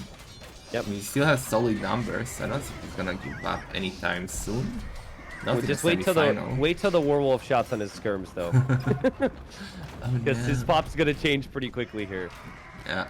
What? I see 3 Hoofneetze, but I see like on the field, but I can see only 1. Maybe I'm blind. Where is he? At 3 in queue. The top number is the amount in queue. Oh, okay, never mind. The bottom number is the amount on the field. So we'll have 3 more after this, but he does lose that one. And yeah, like Tato's got double the farmers. Tato's got the perfect map control now. Maybe not perfect map control, because he would ideally want like 3 or 4 castles, but there's not many castles in general. There's 2 for Tato. There's just 1 for Valles. And you could sit behind your walls and hold for a while if you are the player with the relics and try and play into a lot of cannons, but I think it's going to be really tough for you long term if you're the player without the relics. Oh, look at all the ranges he's doing at home, so he's not giving up just yet. Mm-hmm. He does want to play it in the final tomorrow. A lot of money is also on the line here. It's not about only clown prestige. Yep. And as you know, many clown jokes as we make, this is a serious tournament, man. 10K. Yeah. Majority of the big names signed up. Any big name that didn't sign up was just scared of the settings. Exactly. They didn't want to be embarrassed in the round of 32 or the round of 16. So, Yep. So again, big thanks to Microsoft for the sponsorship. Yep, absolutely, man. I was really pumped for you and pumped for all the clowns when we saw Microsoft come in to sponsor this. Yeah, in the end, this tournament killed the clowns, but killed the arena, but yeah. All right, man. Valles, he's backed into a corner here, or not even the corner, he's backed into his own base. The light cav swoop in, and Tato is going to finish this one. Those Hoofnite are all going to go down, and even if they don't, we've known that Tato's had a pretty big lead here for a while. Yeah. This is now what we call a big dark noob by Valas. I mean, he's still got cannons. Yeah, well, he actually has more villagers, you know what? So, and look at his stone count. If you're not using the stone, maybe sell it to get a few more hoof missiles. Like, I think Tato should be prepping champion here as well. Yeah, that would definitely finish the game. That's the 4 relics. But he doesn't have to. Like, I think he can just continue to do this. And oh my god, that werewolf shot killed 2 cannons. Oh my. Yeah. Just one more of those and this game is well and truly over. But we can't, it's a semi-final, right? Oh. Big moment for Valles, and so he's going to make sure that this game is completely over before he resigns. Yeah. And semi-final is a very nice achievement for him. I mean, I wouldn't call it before the tournament. Oh my god, the Ufnitz. That's shot, though. I found it interesting that he went through Madri and also Barles, and that they're all so similar. Like, that was kind of interesting. And I'm honestly impressed with how Valles performed today, because I feel like sometimes if you play up against the same type of player multiple rounds in a row, you don't really expand your knowledge on how to play certain situations, because it's just the same type of thing, right? But his style's so solid that he always gives himself a chance regardless on Arena, so he's played well. Yeah, he's playing really strong. He now has the militia that might change the game here. But no, GFG. No. Yep, GFG. First the G, then the GFG, then the GG. Tato's up 3-1 now. And that really hurts Valles' chances in the series, because it would already be difficult to win 3 games in a row against Tato because of how amazing Tato is playing. And many people might think he's playing the best out of anyone right now. Yeah, sure. But you've lost Bohemians, which was your #1 pick. So there are some cool civs. We do have the Teutons and some others we'll touch on that Valles could fall back to, but he cannot falter now. Otherwise, his road in Masters Arena 7 will end here. Yeah. And just like in Valhalla, where he got to the semi-final, and Tato got to the final, so I don't remember. Did Tato beat him in the semi? I don't remember. I remember Tato was in the finals for sure versus Yo, and that Valas was in the semifinals for sure. I don't remember. Okay, I'm gonna look that up right now. Okay. Let's see. It was Tato who. Well, first off, Tato was not in the final. You were wrong. How dare you? You're so disrespectful. In the final. You're so just because he didn't have a CL in front of his name, you didn't remember. Just horrible.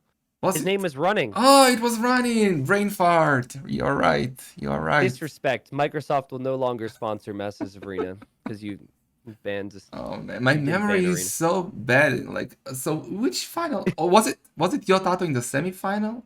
I'm confused with so many stuff right now. No, it's okay. I'm just obviously we're just joking. Actually, I forgot how sick some of those sets were. So, in the semifinal #1, it was Yo beating Valles 4-2. Mm-hmm. And then semifinal #2, it was Running winning 4-3 versus Tato. Ah, okay. And then the final was Yo beating Running 4-3. Yeah. So there were some really competitive sets there. Yeah. I heckin' miss Valhalla. That was a sick tournament. Maybe the most fun tournament. Yeah, it's great. Listen, like because you know how it is. There are people who just get bored of the same type of settings, right? Yeah, Regardless sure. of what it is. And then there are people who don't like arena. But if you do closed maps or just like crazy maps like that incorporate walls, but you have to play with or against them differently, it is cool. It's Yeah, like an arena players mixed map tournament is what Valhalla was. yeah, I really exactly. enjoyed it. And yeah, I hope I can do Valhalla 2 someday. But yeah, for now we are in game number 5 already. So let's see the civ that we got here. Yeah, so it's going to be Portuguese for Tato, which is his second civ pick. And then it is Teutons for Valles. So he figures, let's just get a win on the board and then go for some of our more difficult selections like Frank, Scots, and Vikings. I mean, never underestimate Portuguese, right? It's still a 6 civ despite the nerf to the organs, but it's still a great civ. And if he plays them fast enough, like he can kill Teutons, because Teutons are quite a slow civ. The only issue is he cannot use monks, right? Tato. Or maybe he can, and that will be extreme. Maybe he will open double monster just to surprise Valas. Who knows? He did it with Britons in the previous game, so possible. Like if you surprise your opponent with atonement when they don't expect you to have monks, it might take longer to convert, but your opponent still has to run away at the very least. Yeah. This is what you do. This is what you do. You ready? Okay. So you expect Valles to go monks because Valles figures my opponent can't go monks, and Valles needs some type of all-in. You go triple monastery with Tato and you hide it. Okay. You go. You get like, let's say 4 or 5 monks. You obviously make sure you get atonement, but then you make sure that you get fervor because your opponent will never get fervor, and then you can chase down the other player's monks and convert them. Yeah, and start the chain reaction of conversion. Yeah. Against Teuton. Dude, that would be so sick. Promise me you try that at some point, okay? If you're up against Teutons, maybe we should be silent. Maybe I shouldn't be saying this publicly, but if you're ever up against Teuton, just give it a shot, dude. That'd be so sick. Yeah. I always forget who it was, but there was someone who Mon crushed Teutons in an arena tournament and won. I'm sure someone in the chat will say who it was, but it did happen before. I think it was Rani maybe who did that. I don't remember. I don't know. I can't answer that one. Oh, Baba Orum versus Rani when he wrecked Rani in 3-0 Burmese versus Teutons. Yeah. Yeah. Really? Was I guess which tournament? Masters Arena? Or it was Moa 6, right? If I remember correctly. Because if Babarum won 3-0, it definitely wasn't Valhalla, right? Because then he would be. Oh yeah, because running. Because running went pretty far. Okay. Well, back stone here for Tato, which could be nice if he went to Organ Guns. I don't think we'll see Organ Guns though. Like Teutons have such good monks. I don't think that would be really the wisest of plays. Organ Guns basically get countered by Mangonels now, so it's a play. It's again one of those nerfs that I don't like. Like. No, it was needed in some way. For what? Like, when do you see organ guns? Or used to see organ guns? So you would see it all the time, dude. In TTL, we saw all-in organ guns. I died to Fast Castle all-in organ guns on Golden Swamp, which I'm still pissed about. Like, just the double second they gave them the wood bonus, when they gave them the wood bonus from the berries, it made their Fast Castles just a little bit faster with that type of build, and it was really difficult to stop. But the worst part about it, I think, is that, like you said, double monastery, triple monastery defense against the old organs is what you'd maybe have to do. But so you tank your entire eco because you're expecting tons of organs. And then if they just don't make any organs and go fast imp Fatoria, you're behind. So I think the fact that the Fatoria also exists for the Portuguese and the fact they didn't want to remove the wood bonus from the berries is why they had to nerf the organs. I think it was a combination of things. I just said that they do it to unique units, like nerf different stuff. Unique units are rare sight, I think. So. Okay. Okay, I get your point. I like to see unique unit play as well. Have you seen though the new organs and how they perform? They're horrible. Early imp? They write to Mangonels. I don't. You probably didn't cast that No. game, but that was like that one YOLO game between Muhammad and PLP in the qualifiers, Okay. and he went all in organ guns, and basically PLP he did lose in the end, but he defended with like mangonels, and organs were Yeah. useless because they do less Well, damage now, and yeah, so elite organ guns and the way the projectiles work, because it kind of does spray damage, it's not as accurate. They will be able to one shot, like 15 elite organs will one shot 20 arbalest because it's a spray damage, right? yeah. And so they hit different targets. And I may be exaggerating a little bit, but they're absolutely insane later on in the game. So before it was like no one goes elite organ gun. Everyone just goes organs all in Castle Age if they go for them at all. So I kind of like where the organ guns are at right now. Okay, But if it's good in later game, maybe I never get to later game Tato, so yeah, that's true. Your fast imp, treb, yeah. cannons, monks. Yeah, that makes sense.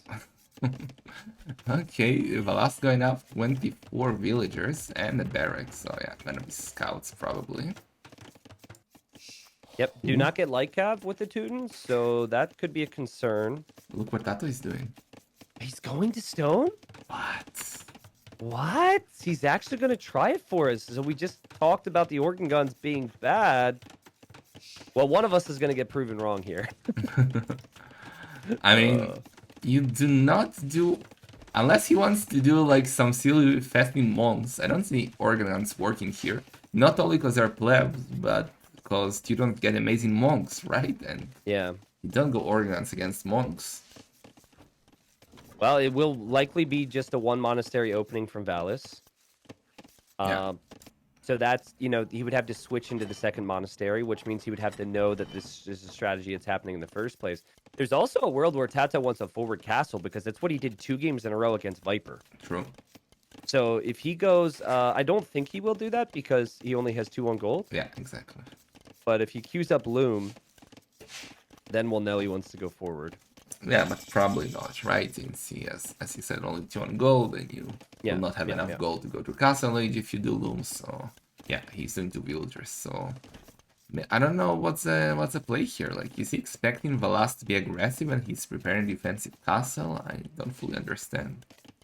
I think he's expecting Valles to be defensive, right? Because if you're expecting a lot of aggression, you're expecting it to be through monks. In which case, I think organ guns are a really bad play. Yeah. So I think he's hoping that is a scout build from Valles. Okay. He might be a little confused by the uptime too. Like I don't know what the standard uptime would be for scouts with Teutons, but on a 9-ville start especially. But that was a little quick, right? You do have cheaper farms though with Teutons, which is what I think allows you to have a pretty smooth eco with this. Yeah. He's now getting all of his farms after horse colors. That's great. And both running the way to Castle Age. Tato, but he's only 2 on stone. 2 on stone, yeah. So that's not a castle place. I don't fully understand this. Maybe he was just checking the water, like trying to see what Valas is doing. But what changed? Like, what did he learn? Maybe according to the uptime. I don't know.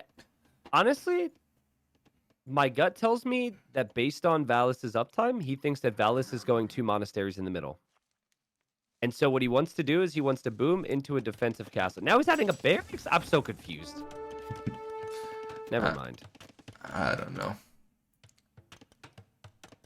Really confused. Barracks isn't going to hurt, but it's not really... Random spearman in the middle against players who have monks typically doesn't work out too well. He definitely has a plan, so it's Tato. He always has a plan. I'm just not sure what that is. Yeah. I think he wants to boom into a defensive castle and win the race to imp.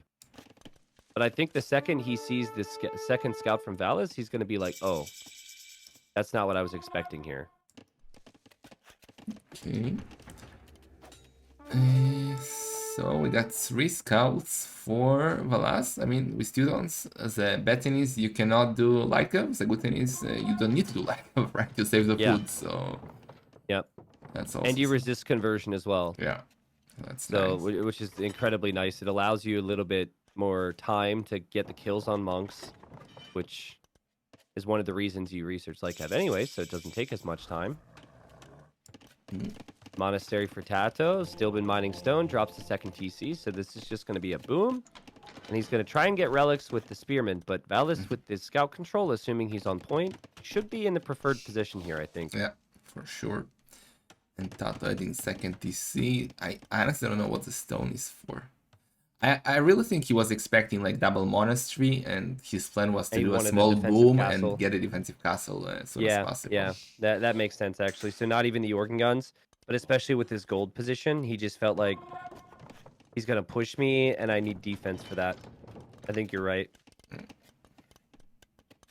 Could still use the stone for some interesting timings though, right? Like the castle will probably be earlier than it would normally be, which could allow for him to drop it, protect himself, make some organ guns. Maybe Valles thinks it's all in, or, you know, maybe he underestimates it. It's kind of hard to say. But I heckin' love Arena. That's all I have to say. I heckin' love Arena. Yeah, definitely. Well, it's a most relaxed map in the ladder. No pressure. It's for chill people. It's for people who like to enjoy life, to relax a bit, eat a cookie, and then play behind walls. No pressure to quick wall. No need to micros those 2 minute arms. Most relaxed map, except for like all the mid-elo players who want to boom that are getting castle dropped right now. Oh, true. If you don't know what's coming, you... Yeah. I think that's a big thing when people don't know how to deal with some of these all-in castle drop unique unit plays. I get a lot of questions about that, and oh, great defense from Tato there. Wow. Yeah, that was good. He did lose a monk though, but still. Yeah, but he killed a scout, and I don't think he'll lose this monk. Oh yeah, if it's also for light cav, he could have dived, but because you don't get them. Yep. Okay, 3 TCs. So what are you thinking long-term army comp-wise for Portuguese? Arbalest, bomber cannon, maybe? It has to involve cannons for sure. With a unique deck, like they could get ballistics for cannons. That's always nice. But it's a tough one. Like Teutons can defend against basically anything. Like everything. You go cannons in Portuguese, bam, you get castles with how it's called again, small brain. Crenellations. With crenellations, yeah.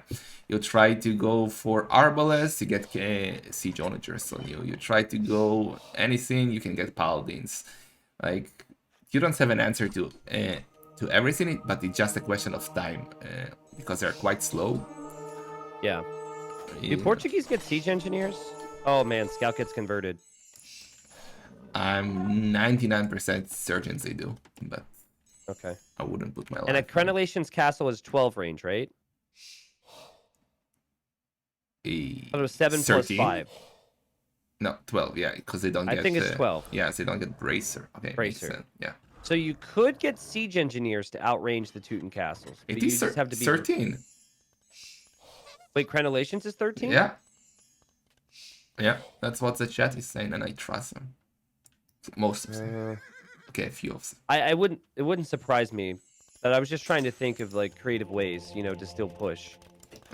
There isn't a way. Like you have to. I don't know. You have to. It's 8 plus 5. Okay. Yeah. But we already siege saw. Engineers doesn't matter. Yeah. We already saw Tato coming up against these kind of situations, right? He always has something under his sleeve, like to surprise his opponent with. So. We will see. Well, I mean, in this case, he's going to add some siege. And Valles is going to do the same now, because I think Tato's plan now is to use that stone he saved up, push out across the map, and then get a forward castle. Ooh. And he wants to just pressure before Crenellations could come in. It's a great vision there from Valles to know that this is going to go down here. Yeah, this is the way, actually. Like, do the damage early before Teutons can get to their sick composition. And I like that. I like that. But Valas is ready. He's getting a tournament, which is perfect. This is huge. Oh, man. This could ruin Tato's timings here. He's going to click up to Imp. Nice split micro there from Valles, who's still showing a lot of belief here in his play, that he could get the job done. With Atonement, he can convert Tato's monks. Yeah, with the monks out of the picture, It's only Spearman remaining. Oh no. He does have redemption though, so gotta be careful. Does he have sensitivity? Yeah. Yeah, but he's gonna be able. He'll get Spearman and get monks. Like Tato has to back away. It's so awkward for Tato. If he wants to protect his siege now, he's gonna have to sacrifice Spearman to do so. The bear was blocking. Hated when that happens. Freaking bear. Okay, it's not too bad for Tato. Could have been worse. Yeah. The bear is still there, blocking. Oh my. But he wants to be building a castle forward already. That's the issue. And the fact that he doesn't have a castle up on the front right now is pretty huge for Valles because it gives Valles time to catch up and get to Imp.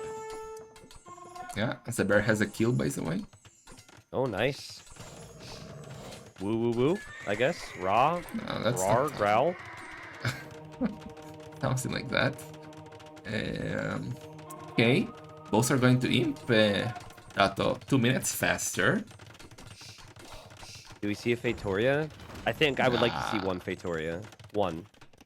Ah, you know what? He has only 69 villagers. Nice, but yeah, I mean, if he doesn't have a full eco, a few Fatorias could be nice. Yeah, I think just one.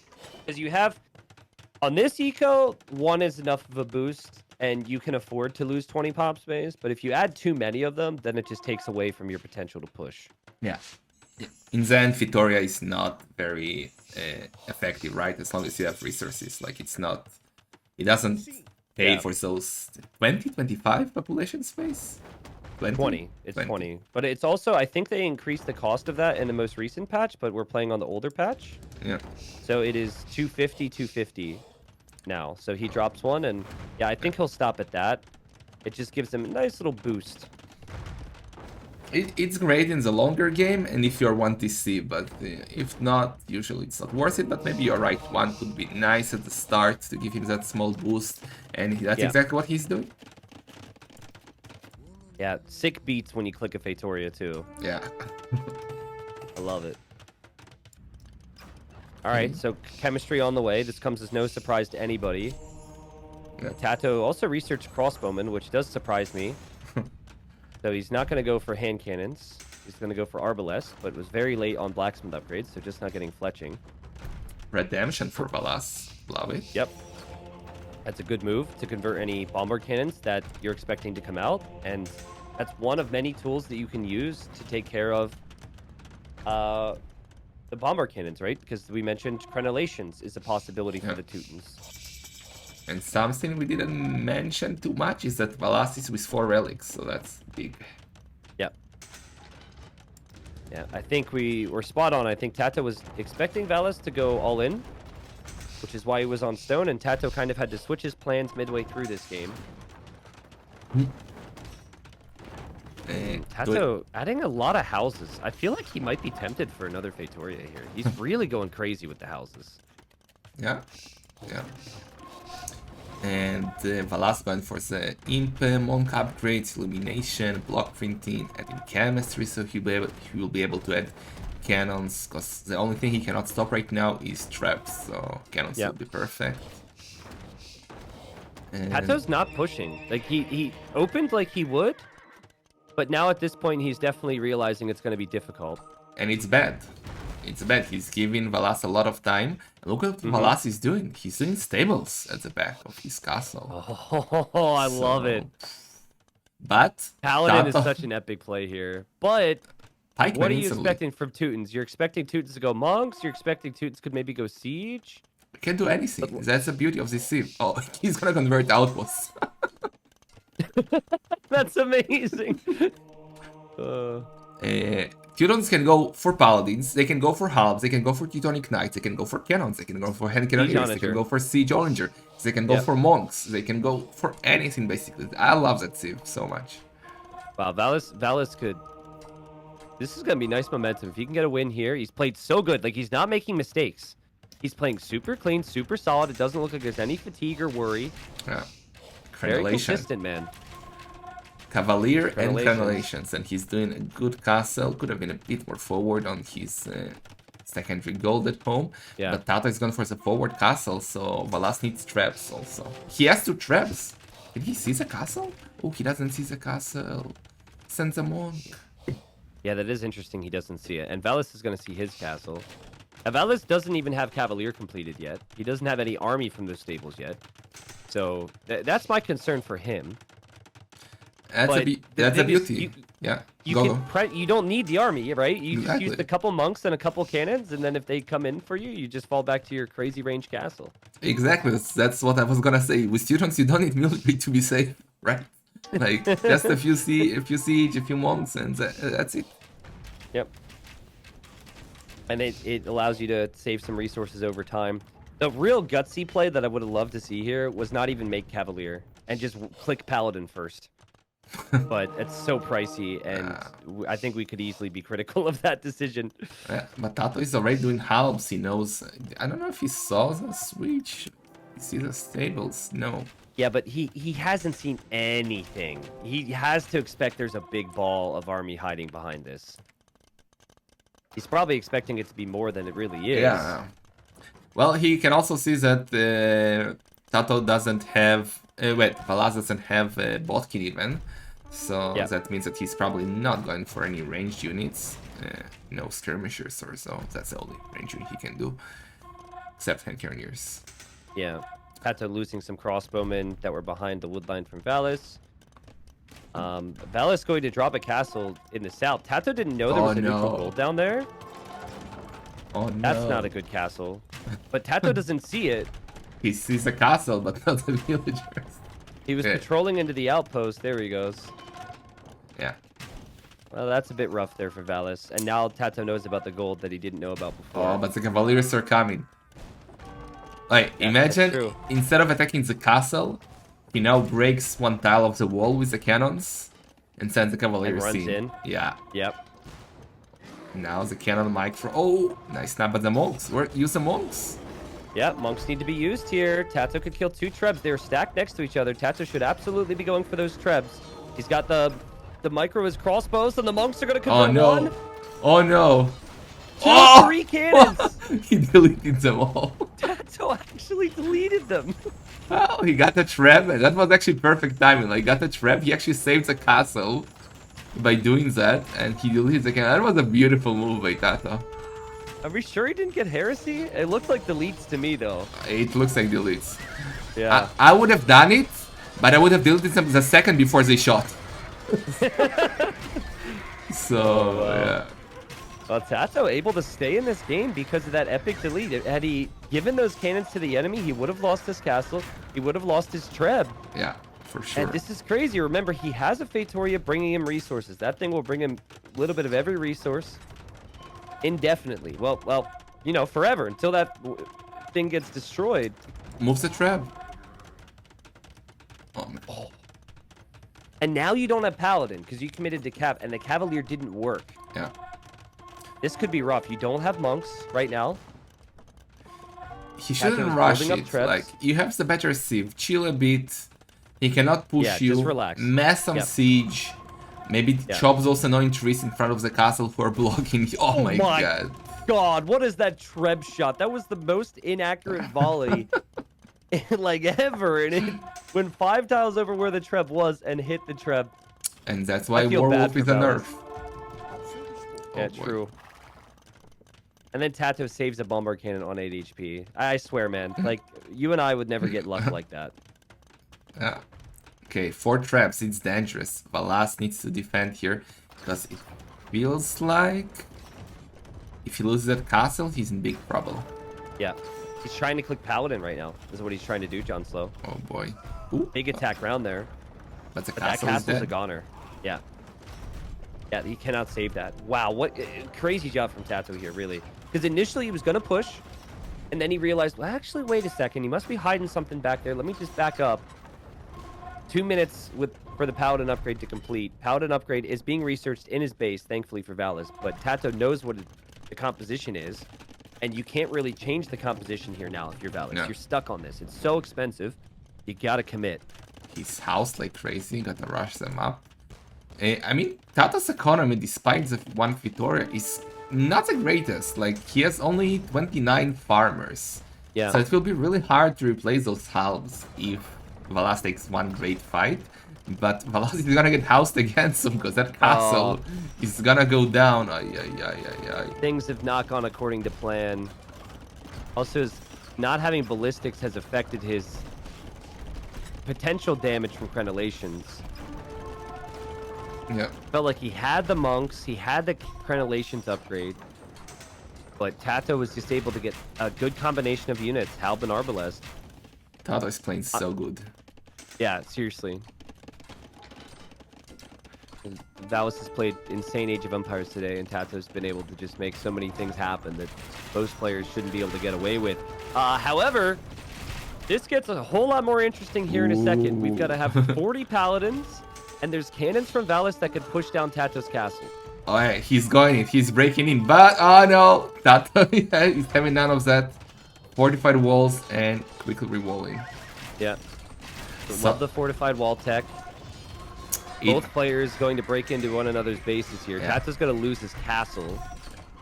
It kind of looks now it's about who will kill the other first, but well, they're not really diving these economies. Yeah. I think Tato has to... He can't dive with Arbs and Halbs. It's too slow. Yeah. And we see a defensive castle from Valis just in case that happens. So Tato actually has to address this. Tato has 1 on gold right now. And he's down to 94 villagers. Yeah. I mean, he does have the Vitoria, so that compensates a bit, but the Valas economy is much better. And he has the better military? No, Tato has 90 military. Yeah. Tato just has so much army. I think another thing Tato's done a great job at here is production. His unit control is amazing, but he always has more Halbs and Arbs in queue. And so he's taking pretty reasonable trades. Doesn't have Blast Furnace. Blast Furnace would be really helpful for him to research right now. But leaving Tato picking off those cannons from Valis. What is that attack round? Oh, he had Arquebus, I think. I think that might have been it. Anyways. No, I don't think he did it. No, he did. He did. I actually remember him researching that a long time ago. Because I thought he was going to go hand cannons after he did that. But it paid off for his bomber cannon there. Well, if you have to do Teutonic skirmishers. Whoa. Yeah. Tato, who deleted 3 bomber cannons earlier in this game, deleted his Vitoria. What? For more army. That's why he has 90 army and 94 eco. That's really interesting. I mean, that's definitely interesting. Something you don't see at all. I think that's you need to heavily consider that to do that. Yeah. But is that a good move? Because I feel like 1 Vitoria is always nice, especially when gold is running low. In theory, you could add it again once you trade against the Paladins. I think he realizes that the composition for Valis is so expensive, and it's not a good long-term comp. It's a composition that needs to kill Tato now. And so if Tato defends from this, he might be feeling pretty reasonable about his situation, and it looks like he's going to win the series right here. Okay, I actually take it back. I love this move by Tato. That's a beautiful move by Tato. Unless it was a misclick. Unless it was a misclick. True. And Tato, if it was a misclick, don't tell anybody. Just take credit for it. Yeah. Wow, man. Tato truly played insane today. Yeah, and he's the first finalist of Masters of Arena 7. Tomorrow, 14 GMT, guys. Wow. What a set by Tato. That was... Yeah, that was sick, man. I mean, again, Valis isn't playing bad Age of Empires. Just Tato with all these little decisions here or there. Felt like initially he actually had guessed incorrectly on what Valis would do in this game. You and I are both Teuton fans. Felt like with 4 relics, crenellations, paladins, Teutons could do it. But I think maybe Valis tried to force fights too much here. Like tried to take engagements before he had to. That's probably my big takeaway. He didn't have enough cannons. By the way, Tato, thank you so much for the huge raid. Congratulations, man. Must be really happy. And now he will chill and watch his potential opponent in the final. Yeah. What was res collected in this game?